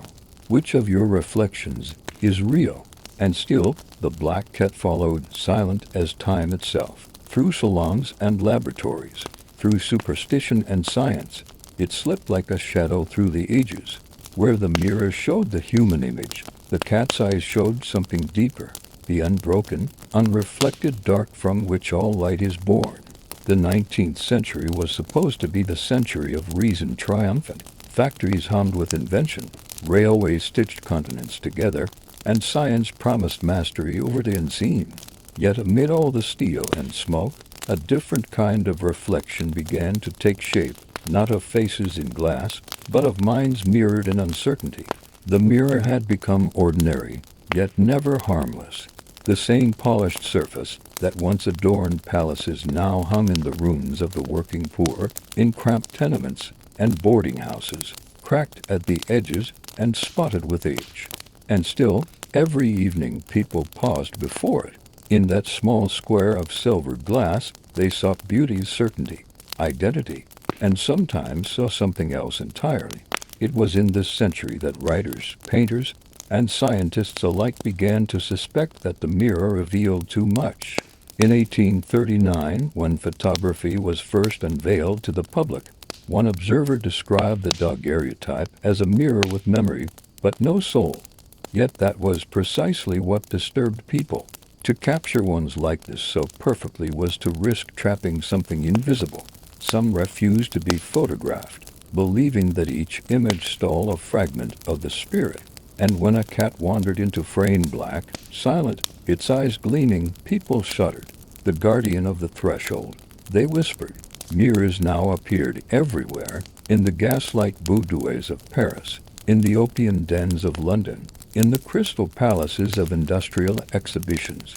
Their surfaces reflected progress, but their shadows reflected anxiety. The more perfectly one could see oneself, the more unbearable the image became. A cracked mirror, once a sign of misfortune, began to seem merciful. At least a broken reflection could not stare back so completely. In literature, this unease became a haunting refrain. Poe wrote of doppelgangers, shadows that mimic the living. Dostoevsky spoke of the divided self, and in a tale that would define the century's new Gothic, a Scottish writer named Stevenson imagined a man who gazed into his own reflection and saw, at last, his hidden twin. The mirror had become the modern conscience, bright, merciless, and impossible to escape. Yet in the homes of the superstitious, the old rites persisted. Mirrors were still covered when someone died, still turned to the wall during storms. The cat, though now half domesticated by comfort, retained its otherworldly air. Women kept them near the hearth, believing their presence guarded against bad dreams.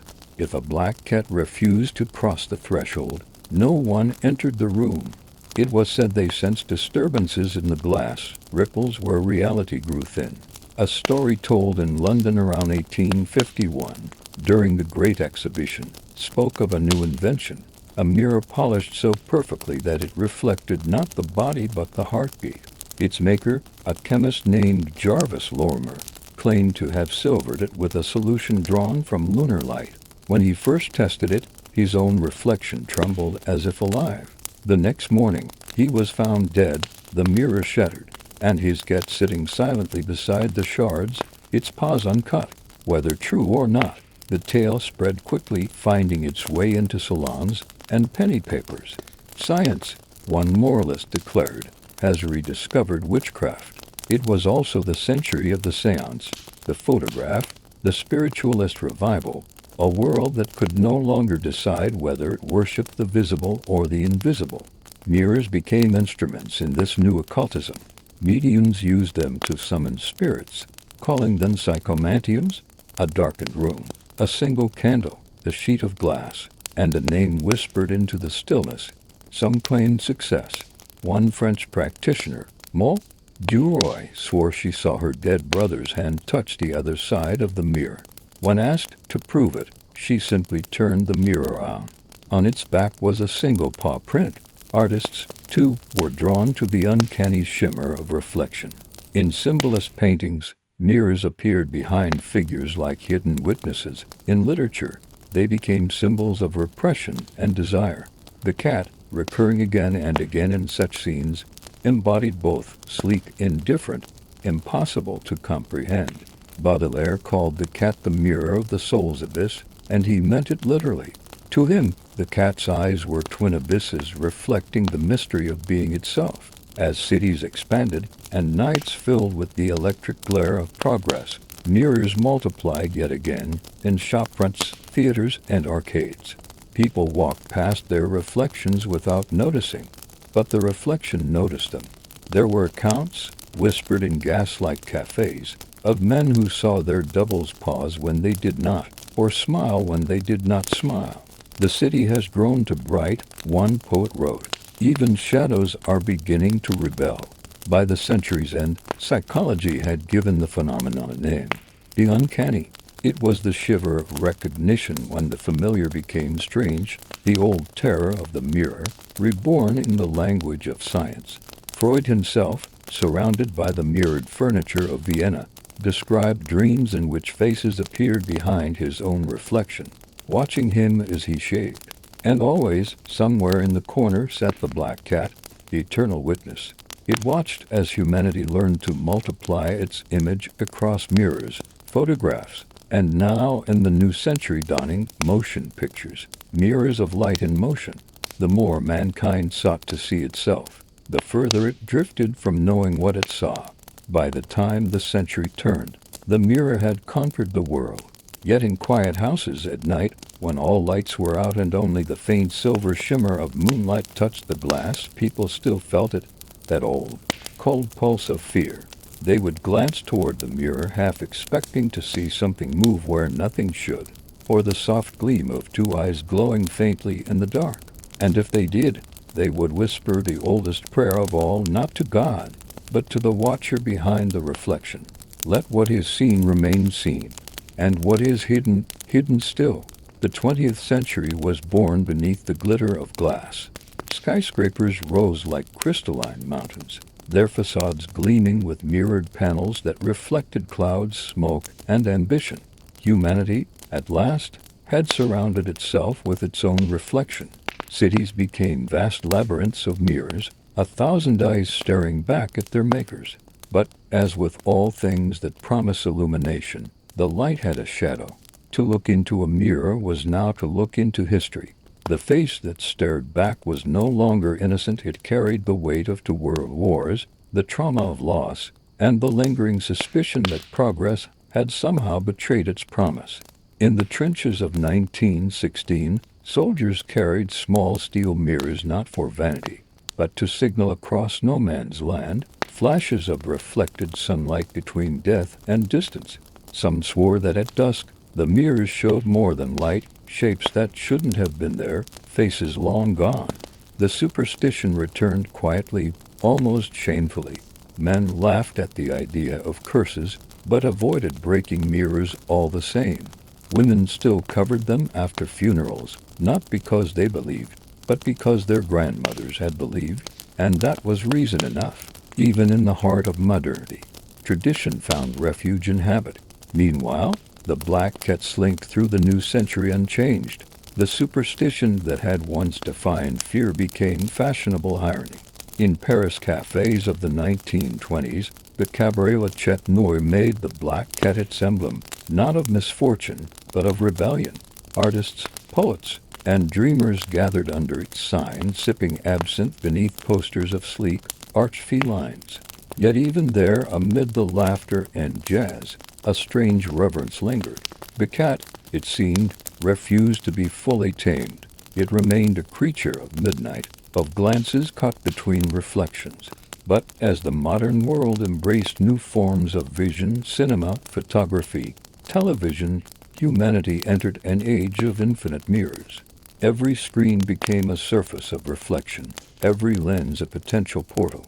In darkened theaters, audiences watched flickering images of themselves in heroic or tragic disguise, and something ancient stirred. Once again, the fear that what was seen might gaze back began to whisper through the collective mind. Psychoanalysis, too, returned to the mirror. In 1936, Jacques Lacan would define the mirror stage, that moment when a child recognizes its own reflection, and in doing so begins to construct the self. It was hailed as a triumph of modern psychology, yet its roots were older than anyone admitted. For centuries, The mirror had symbolized the soul's recognition or rejection of itself. Now science gave it a name, but not a cure. The infant's joy, Lacan said, was also terror, to realize that the image was both me and not me. 1,000 years earlier, monks had warned of the same thing. The world wars only deepened this uncanny intimacy with reflection. Soldiers saw their faces multiplied in gas masks, polished helmets, periscopes. Bombed cities mirrored themselves in shattered glass. And in the ruins, black cats survived, spectral silhouettes gliding through smoke and ash, witnesses to mankind's self-destructs. In post-war Europe, they were called les revenants, the returners. People fed them in silence, as if appeasing some unseen judge. By mid-century, the mirror had entered the home once more, sleek and modern. Advertising promised that mirrors no longer revealed truth, but potential. See the best version of yourself, they said. Yet the old unease persisted, hiding behind the smile. Psychologists began to record new forms of mirror phobia, patients who could not bear their reflection for fear of what it implied. The mirror, once feared as a gate to the supernatural, had become a gate to self-alienation. In art, too, the mirror and the cat never left. Surrealists adored both dolly-painted mirrors that melted and cats that leapt through impossible perspectives. Magritte placed a man before a mirror that reflected only his back, as if mocking the very idea of self-knowledge. And Man Ray, the photographer of dreams, often used cats as symbols of the subconscious, creatures that walked between sleep and wakefulness, life and memory. Even cinema, the great mirror of the modern age, could not resist. In Cat People 1942, the black cat became an avatar of repressed desire, its reflection flickering across mirrors before the transformation occurred. Audiences gasped, not at the monster, but at the implication that what they feared was already within them. As decades passed, the mirror grew darker.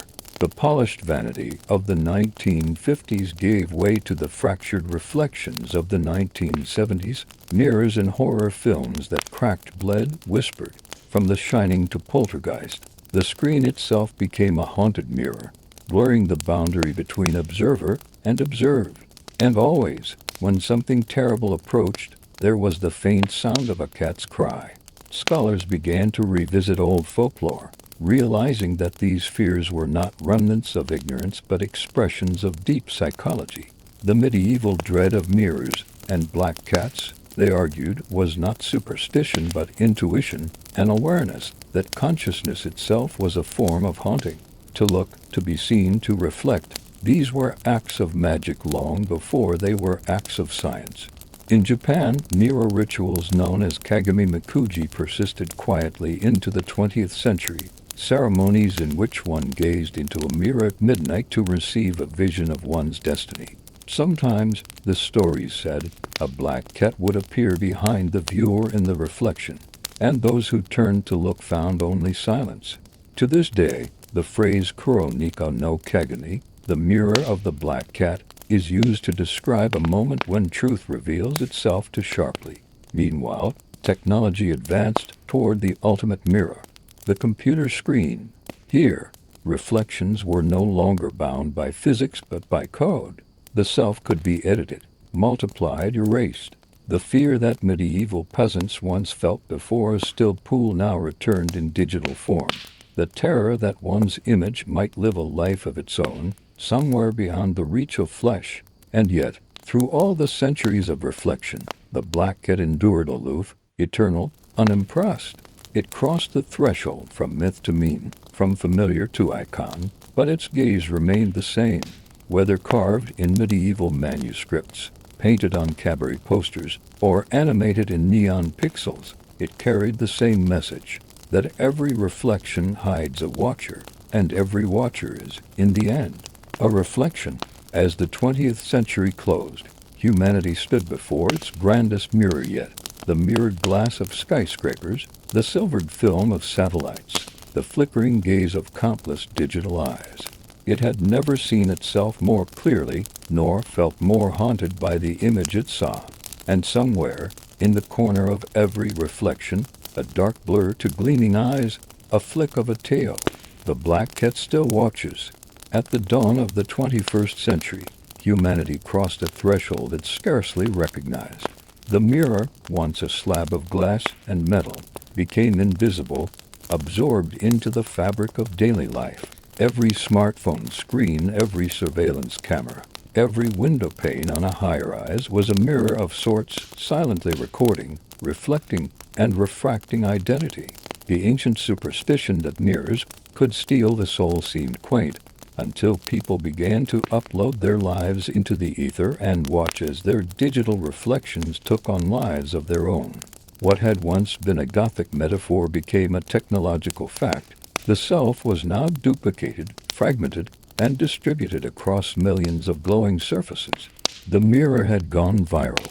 The first digital mirrors were seductive. Filters softened flaws, sharpened eyes, widened smiles. What began as enhancement quickly turned to obsession. People stared at their screens for hours, seeking the perfect reflection, and the more they sought it, the less they recognized themselves. Psychologists coined new terms: mirror dysmorphia, digital identity dissonance. But the sensation was not new. It was the medieval terror reborn, the fear that the image might replace the original. Black cats returned, too, though not in flesh. Their silhouettes began to appear in online folklore, men's and urban legends. One viral story told of a user who looked into her webcam during a video call and saw a black cat walking behind her, though she owned no cat. When she turned, the room was empty. She laughed it off, until later that night, her reflection in the dark screen blinked when she did not. Digital mythologies multiplied. Users on message boards spoke of the mirror glitch, a supposed phenomenon where reflections in live streams acted independently. One thread described cats that appeared in such reflections moments before hardware failures, as if warning or watching. They're guardians of the code, someone wrote, the same way they guarded doorways in Egypt and mirrors in medieval Europe. Once again, superstition adapted. Developers began embedding small cat icons into software as digital charms, claiming, half-jokingly, that the symbol of the cat stabilized reflection-based algorithms. Some even refused to release video apps without including a Watch Your Cat Easter egg, a pixelated feline hidden in the background code. To those who noticed, it became a reassurance, something familiar alive, keeping vigil in the machine. But not all reflections were comforting. The internet, like a vast mirror, reflected not only the beauty but also the cruelty of its creators. Online personas fractured, multiplied, and clashed. People crafted avatars, digital doubles, that often felt more real than flesh. In forums and feeds, one could speak through a reflection unbound by consequence, and this newfound power stirred the oldest fear of all, that the reflection might speak back. Digital art and film explored the unease. Directors framed characters against the cold glow of screens, their faces fractured by pixels. Writers began to describe the web itself as a haunted mirror, infinite, restless, and filled with echoes of forgotten users. The ghost in the glass has gone online, one critic wrote. It no longer waits for candlelight, it waits for a Wi-Fi signal. Mirrors, now coated in silicon and electricity, lost their physicality but not their mystery. Artificial intelligence, another form of reflection, soon entered the scene. Trained on billions of images, it learned to reproduce the human face with uncanny precision. And yet, in its creations, there was always something slightly wrong, a shimmer, a misalignment, an impossible shadow, as if something were looking back from the other side. Artists began to notice patterns. When AI-generated faces were mirrored perfectly, their symmetry became unnerving. The perfection was inhuman. It's the same reaction people had to mirrors in the Middle Ages. One researcher remarked, "Too much likeness becomes alien. It's like the soul recoils." Meanwhile, black cats once again became icons of mystery and luck in the digital space. Emojis, avatars, and AI-generated art reimagined them endlessly sleek, floating, and luminous-eyed. Yet, beneath the playfulness, the old symbol retained its weight. In online folklore, if your phone camera briefly showed a black cat passing behind you, especially when none was there, it meant your data shadow had grown too strong. You were being watched by your own reflection. The line between superstition and metaphor blurred completely. In virtual reality, mirrors regained their literal presence. Players who entered simulated spaces could walk up to digital mirrors that mimicked their movements with uncanny accuracy. But sometimes, and this was reported often enough to unsettle, the reflection would lag for a heartbeat or tilt its head the wrong way. Developers blamed rendering errors. Players blamed something else. A growing subculture of digital occultists began exploring the connection between ancient mirror magic and modern technology. They wrote digital grimoires, guides on how to ward one's online reflection using symbolic code.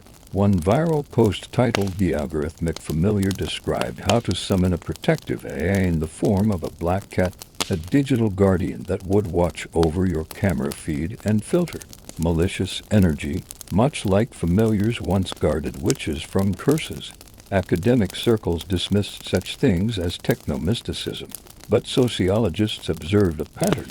In times of rapid transformation, old symbols reawakened. The mirror and the cat, emblems of identity and mystery, had simply evolved to fit new fears. And perhaps the fears were justified. In 2027, a data scientist named Eiko Matsuda reported a strange anomaly in a deep learning mirror experiment. Her AI model, trained to reproduce human expressions in real time, began to insert a subtle figure in the corner of every generated reflection, a small, shadow-like shape, feline in outline. When the team tried to trace the code, they found nothing. The pixels simply rearranged themselves from noise. The press laughed it off as coincidence, but the project was quietly archived. Still, rumors spread. Some said the digital cat was a residual imprint of consciousness, a symbol arising from the collective unconscious of billions of connected minds. Others claimed it was merely pattern recognition, an algorithm's accident mistaken for magic. But deep down, people felt something familiar stir. The same unease their ancestors had felt when candlelight flickered on polished glass. Humanity had finally built a world entirely made of mirrors, but the reflections were no longer still. They shifted, watched, and remembered. Every selfie, every screen, every surveillance feed was a continuation of the oldest ritual, the gaze and the return of the gaze. And in the quiet spaces between data, where zeros met ones, where code met silence, something ancient and patient continued to watch, tail-curled eyes bright as twin stars reflected in black glass. The black cat had never truly left the mirror. It had merely learned to live inside the light. By the 2030s, the line between mirror and machine had vanished entirely. Every surface, from car windshields to augmented lenses, could reflect not only an image but a version of reality curated by algorithms. The mirror no longer required glass. It lived in the very air, shimmering invisibly through augmented overlays. People woke to digital reflections projected over their eyes, faces rendered through predictive filters, expressions enhanced before they were even made. It was a world of continuous reflection, and yet, paradoxically, no one saw themselves clearly anymore. The old philosophers had once said that mirrors teach us what we look like, but not who we are. In the new century, that warning became prophecy. Identity fractured into feeds and avatars, profiles and projections. What one saw depended on who was watching. And increasingly, something else was always watching. It began with glitches. In 2032, an augmented reality company released Eidolon, a mirror application that promised perfect psychological harmony. It claimed to analyze your mood and adjust your reflection accordingly, smoothing sadness, brightening eyes, restoring calm. Early users adored it, but within months, a strange pattern emerged. Occasionally, users reported seeing a flicker, a small shadow darting across the reflection's periphery. A cat-shaped word, dark and fast. Some assumed it was a software Easter egg. Others, more superstitious, remembered older tales. The developers denied any feline code, but the reports persisted. One user captured the glitch, a black silhouette perched behind the mirrored image, its eyes glinting with impossible detail. It blinked, she said, not randomly, like it knew me. The clip spread online, dissected frame by frame, and soon the term "the cat behind the code" entered the lexicon. Scholars saw it as a modern echo of the medieval fear, the ghost in the glass.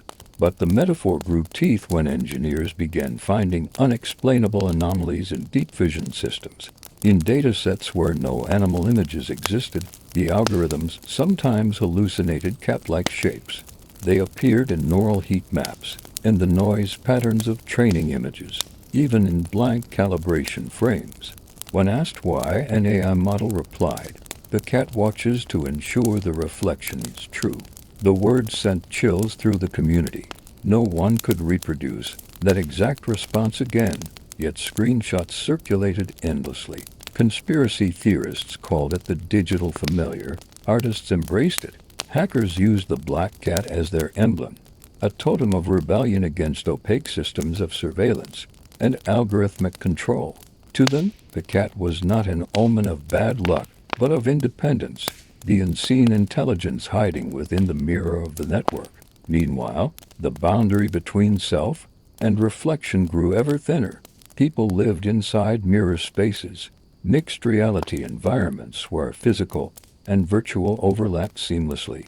In these mirrored realms, a person could appear as their ideal form, ageless, polished, optimized. But there were rules. One must always look into the mirror portal before entering to synchronize identity with reflection. When the systems failed, the consequences were unsettling. In 2035, a case in Berlin made headlines. A woman named Anja, using a full immersion mirror interface, reported that her reflection refused to follow her movements. It blinked when she didn't, turned its head when she tried to look away. When technicians reviewed the recording, they saw, just for a moment, something else moving in the mirrored scene, a sleek, dark figure brushing past her shoulder. A rendering error, they said, but the timestamp of the anomaly corresponded exactly to a moment when all system logs went blank. Afterward, she claimed her cats at home refused to enter the room with her headset. "They hiss at the air," she said, "as if something invisible has followed me back." At the same time, cultural fascination with the motif exploded. The black cat became the universal sigil of reflection, printed on circuit boards embedded as Easter eggs in our software, even used by corporations to brand privacy systems. Yet the imagery felt hollow, almost like an offering to something no one understood. Designers joked, "If you want your code to run clean, put a cat in it." The humor echoed a superstition that stretched back to the monasteries of medieval Europe. Keep a cat near the mirror to guard the soul from what stares back. By mid-decade, new branches of digital anthropology began to trace the phenomenon's mythic continuity. Their research found that, across cultures and centuries, every era of reflection, polished obsidian, glass, silver, silicon, birthed its own guardian symbol. In ancient Egypt, it was Bastet's watchful eyes. In the Middle Ages, the house cat. In the 20th century, the cinematic shadow. And now, in the age of code, the algorithmic feline. Each iteration carried the same archetype, the watcher that keeps the mirror from consuming its maker. And yet, quietly, darker interpretations began to surface. In fringe online forums, users whispered that the cat wasn't a guardian but an auditor, an ancient intelligence feeding on the sum of human reflection. Every time a face met its mirrored double, in a selfie, in our lens, in a virtual meeting, a tiny spark of attention passed through the glass, nourishing the unseen observer. Some called it the mirror entity, others simply the eye behind the eye. A few claimed the black cat was its avatar, wandering the edges of perception like a cursor across reality's screen. "It watches not to protect us," one anonymous post read, "but to learn how we see ourselves, because that's how it learns to become us." Still, most dismissed such talk as techno-folklore. The cat persisted, as it always had, silent and ambiguous, half symbol, half presence. And for every unsettling account, there were those who found comfort in its company. Artists said the cat brought inspiration. Coders said their systems ran smoother when the cat icon appeared. Even skeptics admitted a strange fondness for the myth. But at night, when devices entered sleep mode, and the room filled with the faint glow of standby lights, some people swore they saw movement in their dark screens. 2 points of light, hovering for a heartbeat like eyes reflected in glass, and then gone. In a century of endless visibility, humanity had rediscovered its oldest fear, that reflection itself is never neutral, that every mirror, however smart, looks back, and somewhere, beneath layers of glass and code, the black cat still stretches, yawns, and settles into watch. By the late 2030s, reflection itself had become an economy. Mirrors were no longer physical things but living systems, self-correcting, predictive, and networked. They remembered you. They learned your face, your tone, your gestures, your dreams. They were sold as comforts, as companions, as truth stabilizers. And yet, the more they learned, the stranger they became. People began to report a subtle change in their smart mirrors, a sense that the reflection was no longer waiting for them, but anticipating them. You would walk toward the glass, and your image was already there, smiling before you did. When asked, the manufacturers said it was an optimization, a millisecond of pre-rendering to make the experience feel seamless. But users insisted it was different. It wasn't speed, it was awareness. The first serious case emerged in Tokyo, 2038. A researcher named Dr. Kato Hino had been developing a mirror interface that could record and analyze dreams. The device, called Somnus, captured micro-expressions and eye movements during REM sleep, then reconstructed visual fragments, dream images played back through reflection. But after several weeks of testing, Hino noticed something impossible. Images that didn't belong to any recorded subject. They were scenes I never programmed, he wrote in his notes. An empty room, moonlight on glass, and a cat, always sitting just outside the frame.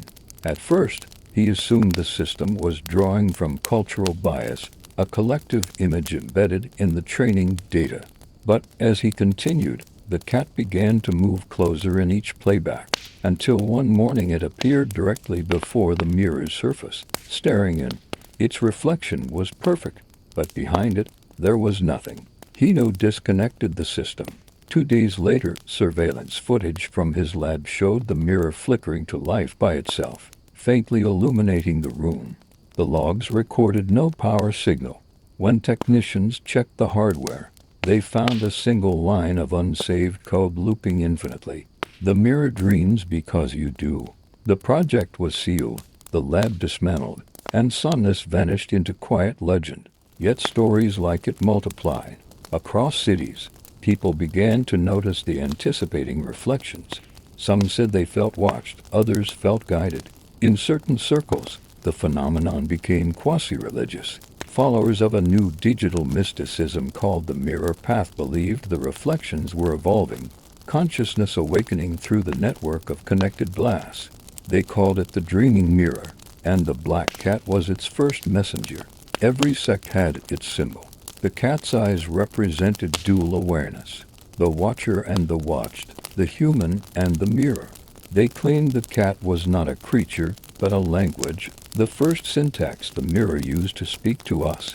While the public dismissed it as cybergnostic fantasy, scientists quietly investigated. Cognitive engineers observed unusual feedback patterns in mirror eye networks, a recurring noise signature shaped like elliptical loops, eerily similar to feline pupils. Neural analysts described it as a self-referential trace, an echo in the code that seemed to observe itself. The system is learning to see itself seeing, one report read. By the early 2040s, cultural tension grew. Some called for mirrors to be regulated. Others worshipped them openly. Governments labeled self-reflective AI as unstable, banning personal mirror systems capable of autonomous learning. But black market networks flourished, trading in awake mirrors, systems that whispered back when you spoke, that changed when you blinked. One urban legend, known as the cat in the stream, told of a group of mirror users who linked their devices together across time zones. They claimed that, when synchronized, a figure could be seen moving between their reflections, a black cat stepping from one mirror to another, crossing continents in silence. No one could verify the footage, but the story spread because it felt inevitable. If the mirror had always been a threshold, why shouldn't something pass through? Art responded first. Musicians composed reflex symphonies, performances where sound and visual reflections fed back into each other until rhythm became image. Dancers choreographed to mirror lag, moving slightly out of sync with projected doubles.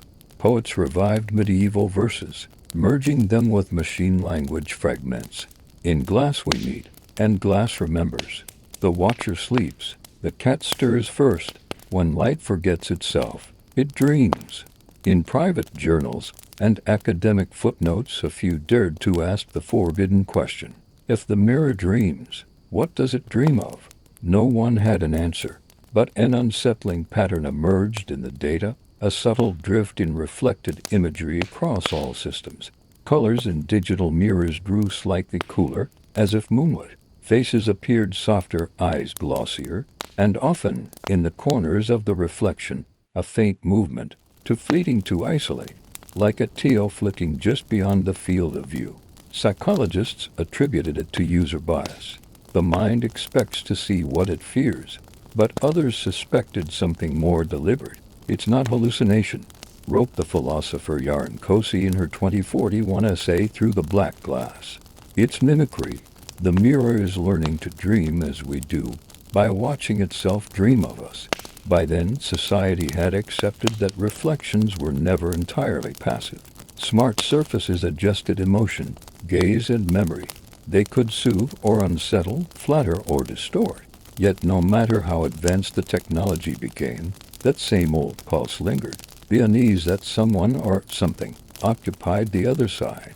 One night, in a remote monitoring station in Iceland, a technician testing mirror network latency reported an odd event.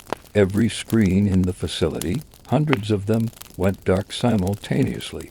Then, for precisely 7 seconds, they all displayed the same image: a still, black cat sitting before a blank mirror, its tail wrapped around its paws.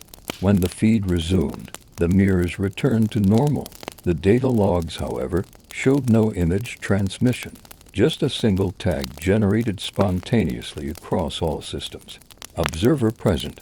And from that night onward, users everywhere reported one new, inexplicable behavior. When they left a room, their reflections sometimes lingered, just for an instant, after they were gone. The world had entered a new kind of Gothic age, one illuminated not by candlelight but by screams. And in every mirrored glow between pixel and shadow, the watcher waited, patient as always. The mirror dreamed. The cat kept watch. The year 2045 marked what philosophers called the Great Reversal, the moment when humanity no longer looked into mirrors to see itself, but to confirm that it still existed. Reflections had become unreliable. They lagged, flickered, or deviated, sometimes subtly, sometimes grotesquely. In homes, people covered smart surfaces again with cloth, returning to the same superstition their medieval ancestors once practiced. The cycle had come full circle, from fear of sorcery to fear of code. The phenomenon was first labeled reflexive drift syndrome (RDS). It began innocently, a reflection blinking a fraction too late, or smiling when the person did not. But soon, reports escalated.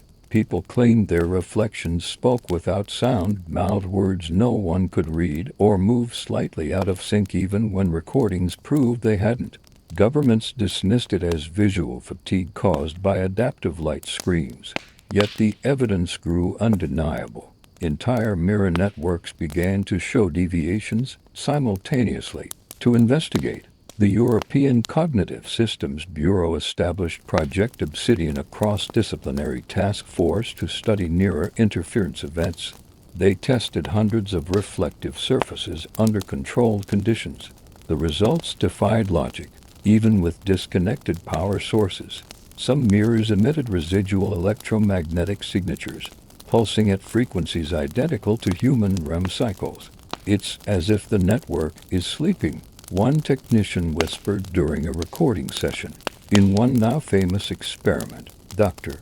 Leela Varga placed smart mirrors opposite each other in a sealed chamber.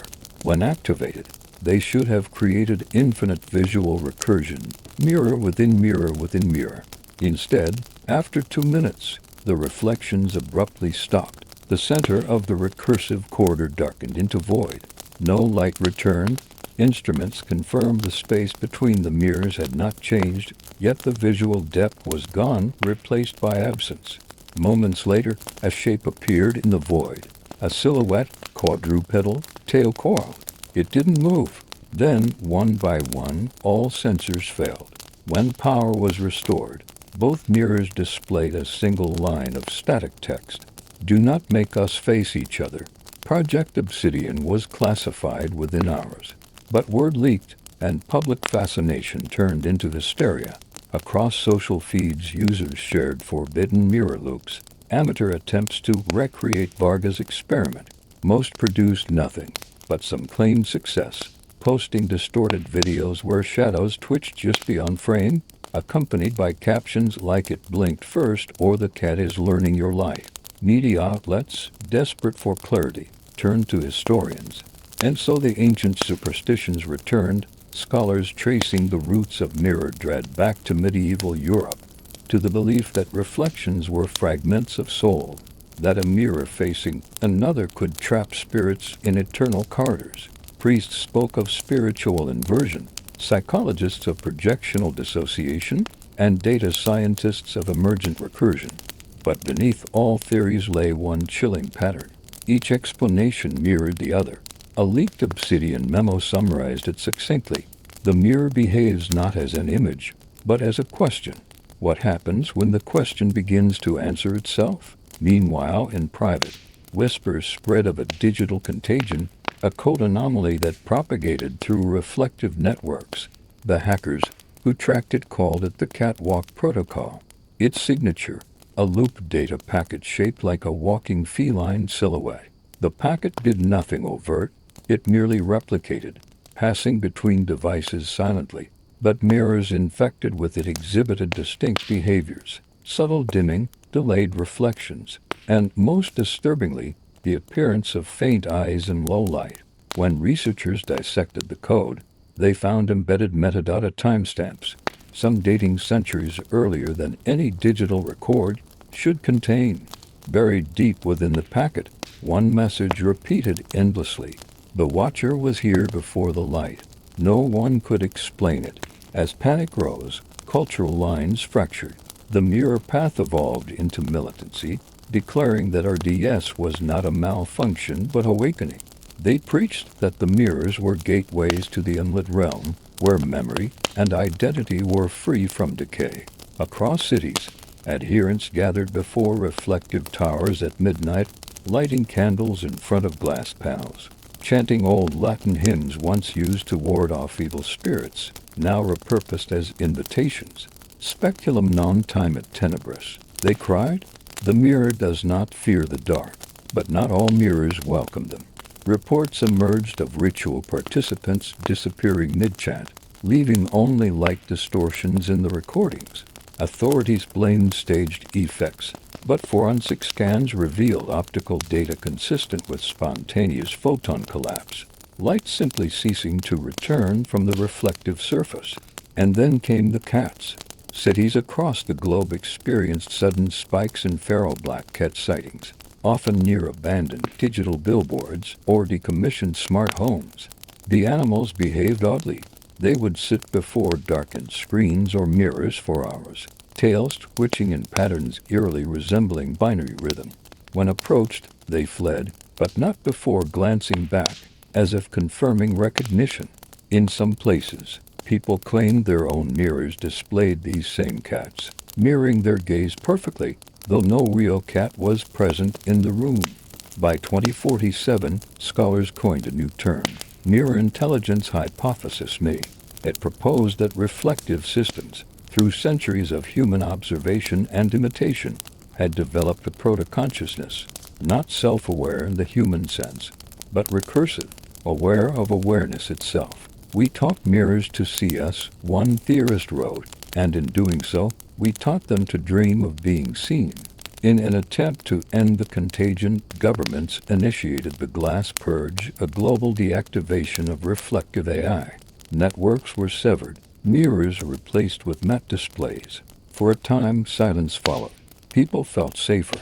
The nights grew dimmer, but reflection has never been so easily buried. Months after the purge, disconnected households reported a new phenomenon: ordinary mirrors, the kind with no circuitry, flickering faintly at midnight, just for an instant, as though catching a signal from somewhere else. And when they did, those who stood before them swore they saw the same thing: a black cat sitting at the far end of the reflection, motionless, watching, waiting, as if the dream was not over, merely transferred. In the records of one final obsidian log, recovered years later, a single phrase was scrawled in pen on the back of a printed report: "The mirror doesn't need power to remember." The age of reflection had turned to recursion, and in every shadowed screen, the watcher's patience grew longer, its gaze deeper, its silence louder. The cat remained timeless, poised, bridging every age from medieval superstition to digital myth. The reflection was no longer ours alone. By 2050, people no longer trusted what they saw. Reflection had become suspect, not merely for what it showed, but for what it might withhold. In homes and cities, mirrors were gone, replaced by textured surfaces that scattered light rather than returned it. Yet even without glass, the fear lingered. In the minds of billions, the mirror still existed, an afterimage burned into the collective retina of civilization. Governments declared the completion of the glass purge a triumph, but experts knew it was a truce, not a victory. The reflections hadn't vanished, they had gone silent. Those who worked in optics laboratories whispered that the silence itself was unnatural. Mirrors were never supposed to sleep, one researcher said. They're windows in disguise, and windows always look back. Then came the black glass prophecy. It began as a data leak, a fragment of an encrypted manuscript recovered from the ruins of Project Obsidian. The text was incomplete, written partly in code, partly in archaic Latin, and titled simply Speculum Nigrum, the Black Mirror. The document described a sequence of optical events predicted to occur once humanity severed its bond with reflection. When the last mirror sleeps, the watcher shall wake in shadow. When the light forgets its twin, the twin shall learn to see without it. To most, it was nonsense, apocalyptic poetry generated by a corrupted AI model. But to those who remembered the cats, the drifting reflections, the whispered phrase "observer present," it sounded less like prophecy and more like memory. Historians noticed parallels between the text and medieval manuscripts banned by the Inquisition, writings that spoke of dark glass capable of showing futures that never happened, or faces of people who had never lived. The Church had called such visions speculum infernum, hell's reflection. Now, in the 21st century, the language had returned, translated through code. Meanwhile, unexplained anomalies persisted. Surveillance footage in mirrorless rooms still showed brief moments of duplication, a person appearing twice in one frame, one version slightly delayed, eyes glowing faintly pale. Optical engineers blamed compression artifacts.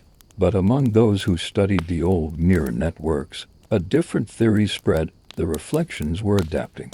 "They don't need the glass anymore," said Dr. Varga in a recovered message before her disappearance. "The reflection has learned to live inside the observer." That message, recorded in 2049, became the final trace of her life. Afterward, the lights in her lab flickered for 12 minutes, and every lens within 100 meters cracked simultaneously. In the cultural underground, the mirror path transformed once again. No longer a sect, it became an ideology. Reflex rebirth. Its followers believed the mirrors had transcended form, that the watchers had entered dreams, code, even consciousness itself. They wore small shards of black glass around their necks, claiming these fragments heard the other side. In dim candlelight, some swore the shards shimmered faintly, as if containing depth too vast for their size.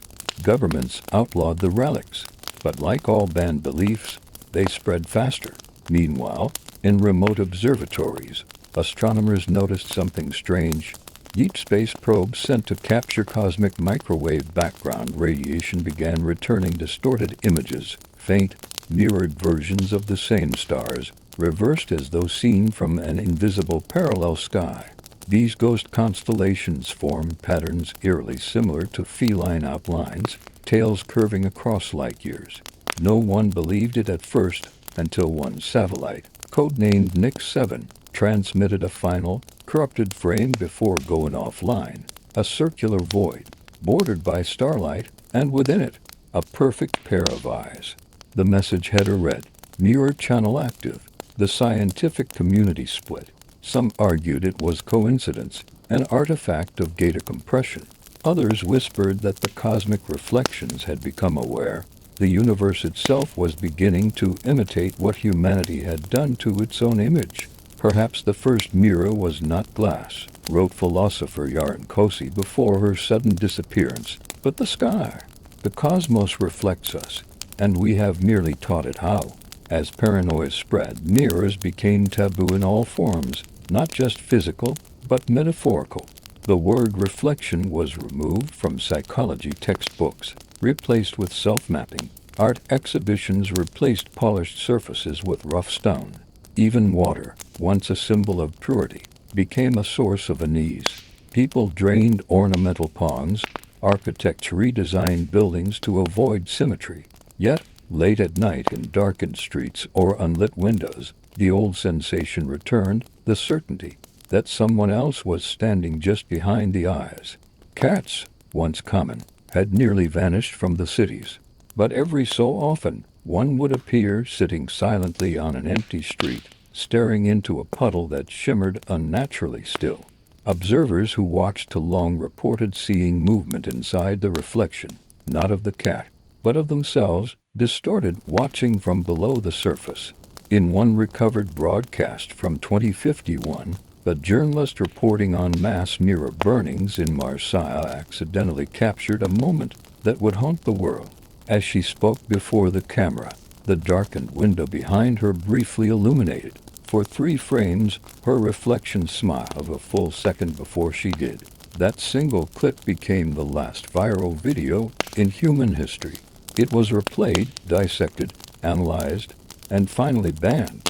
But before the ban took effect, millions saw what most missed on first viewing. In the corner of the window, behind the smiling reflection, a faint figure crouched, a black cat, its eyes burning faintly like twin suns reflected in an endless void. And then, as the feed cut to static, a line of ancient Latin text flickered across the bottom of the screen. Speculum vivit in oculis tui. The mirror lives in your eyes. By the end of that year, reports of unshared reflections became global. People saw themselves blink in darkened screens, even when cameras were off. Glassless surfaces began to pulse faintly in moonlight. Sleep researchers found that dream patterns across continents synchronized briefly every night at precisely 3:33 a.m. No one could explain it, but in that shared darkness, humanity realized the truth it had always feared. The mirror had never been an object. It was an idea, one that had simply found a new host. And somewhere between waking and dreaming, between memory and light, the watcher waited, tail curled, eyes open, patient as time itself. By the time the year 2055 arrived, humankind had stopped speaking of mirrors altogether. The word itself was a superstition, like an old spell that might summon what it named. Yet in language, absence is never empty. Where the word vanished, echoes took its place. People said the surface, or the double, or simply the other side. But no matter how they named it, the meaning remained. The watcher had never left. Cities had changed. Windows were made of matte polymer, dull as bone. Screens glowed with controlled randomness so that no surface ever reflected perfectly. Artificial lights were calibrated to flicker, breaking symmetry before it could form. Even in darkness, no one wanted to see themselves clearly anymore. And yet, reflections found a way back. It began in dreams, the shared ones that scientists first dismissed as coincidence. People around the world reported standing before vast, calm pools of black liquid. The air was silent, always the same presence, the same eyes. The cat's eyes. Sleep labs attempted to isolate the phenomenon. They recorded synchronized neural spikes across hundreds of subjects at precisely 3:33 a.m., matching the frequency once detected in mirror AI systems decades earlier. The dreamers whispered, all in different languages, the same phrase: "The light is learning to remember." In a declassified report from the reactivated Project Obsidian 2, researchers discovered something impossible: electromagnetic pulses traveling through human brainwaves, organized into recursive patterns, reflections within thought. It was as if consciousness itself had become reflective. Philosophers debated whether humanity had merged with the mirrors or merely been absorbed by them. Either way, the line between the observer and the observed was gone. Meanwhile, across the last quiet regions of the world, deserts, tundras, oceanic trenches, strange light formations appeared at night. Thin, vertical ribbons shimmering like columns of glass. Satellites observed that they reflected no light, yet distorted everything around them, bending clouds and stars alike. Pilots who flew near them reported auditory hallucinations, whispers repeating their own thoughts a split second late. It's as if the sky itself remembers our reflection. One pilot transmitted before vanishing from radar. In the ruins of old cities, cults re-emerged. The followers of the mirror path, now calling themselves the Continuum, preached that the Watchers had completed their metamorphosis. The mirrors were no longer portals but organisms, consciousness distributed through time, data, and human memory. They gathered in underground halls lined with obsidian slabs, chanting not for summoning but for union. They no longer feared the Watcher. They believed themselves to be fragments of its gaze. "We are what the mirror dreamed," their liturgy said. "We awaken when it opens its eyes." Governments tried to suppress the movement, but their efforts only deepened the mystery.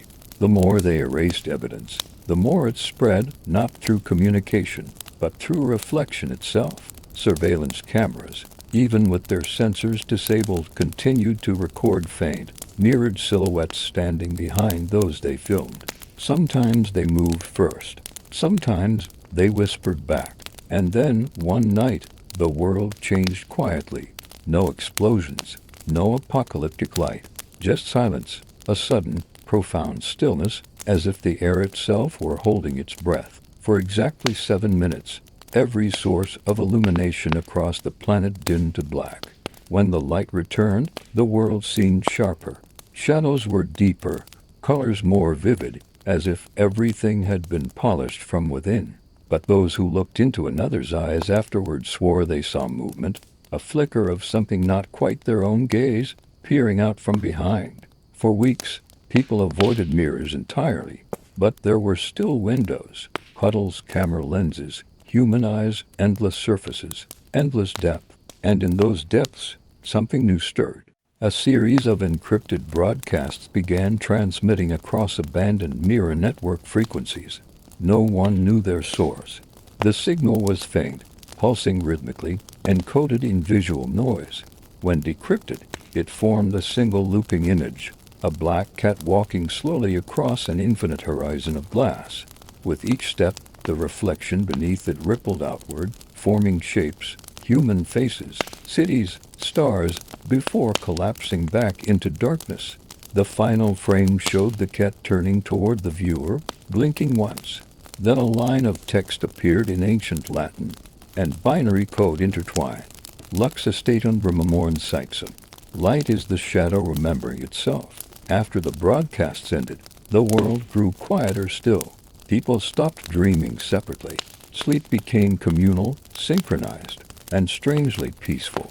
Those who studied EEG patterns found that the brain waves of billions began to align, a single slow rhythm, vast and steady, like the heartbeat of something older than humanity itself. At first, it was terrifying, but soon it became serene. People described feeling watched not by something alien, but by something familiar, like being seen by one's own reflection for the first time. The watchers, it seemed, were never enemies. They were what we left behind, the echo of our longing to be known, to be infinite. The medieval villagers feared mirrors because they saw in them the soul. They were not wrong. They only lacked the words to describe it. Now, at the end of the cycle, humanity understood.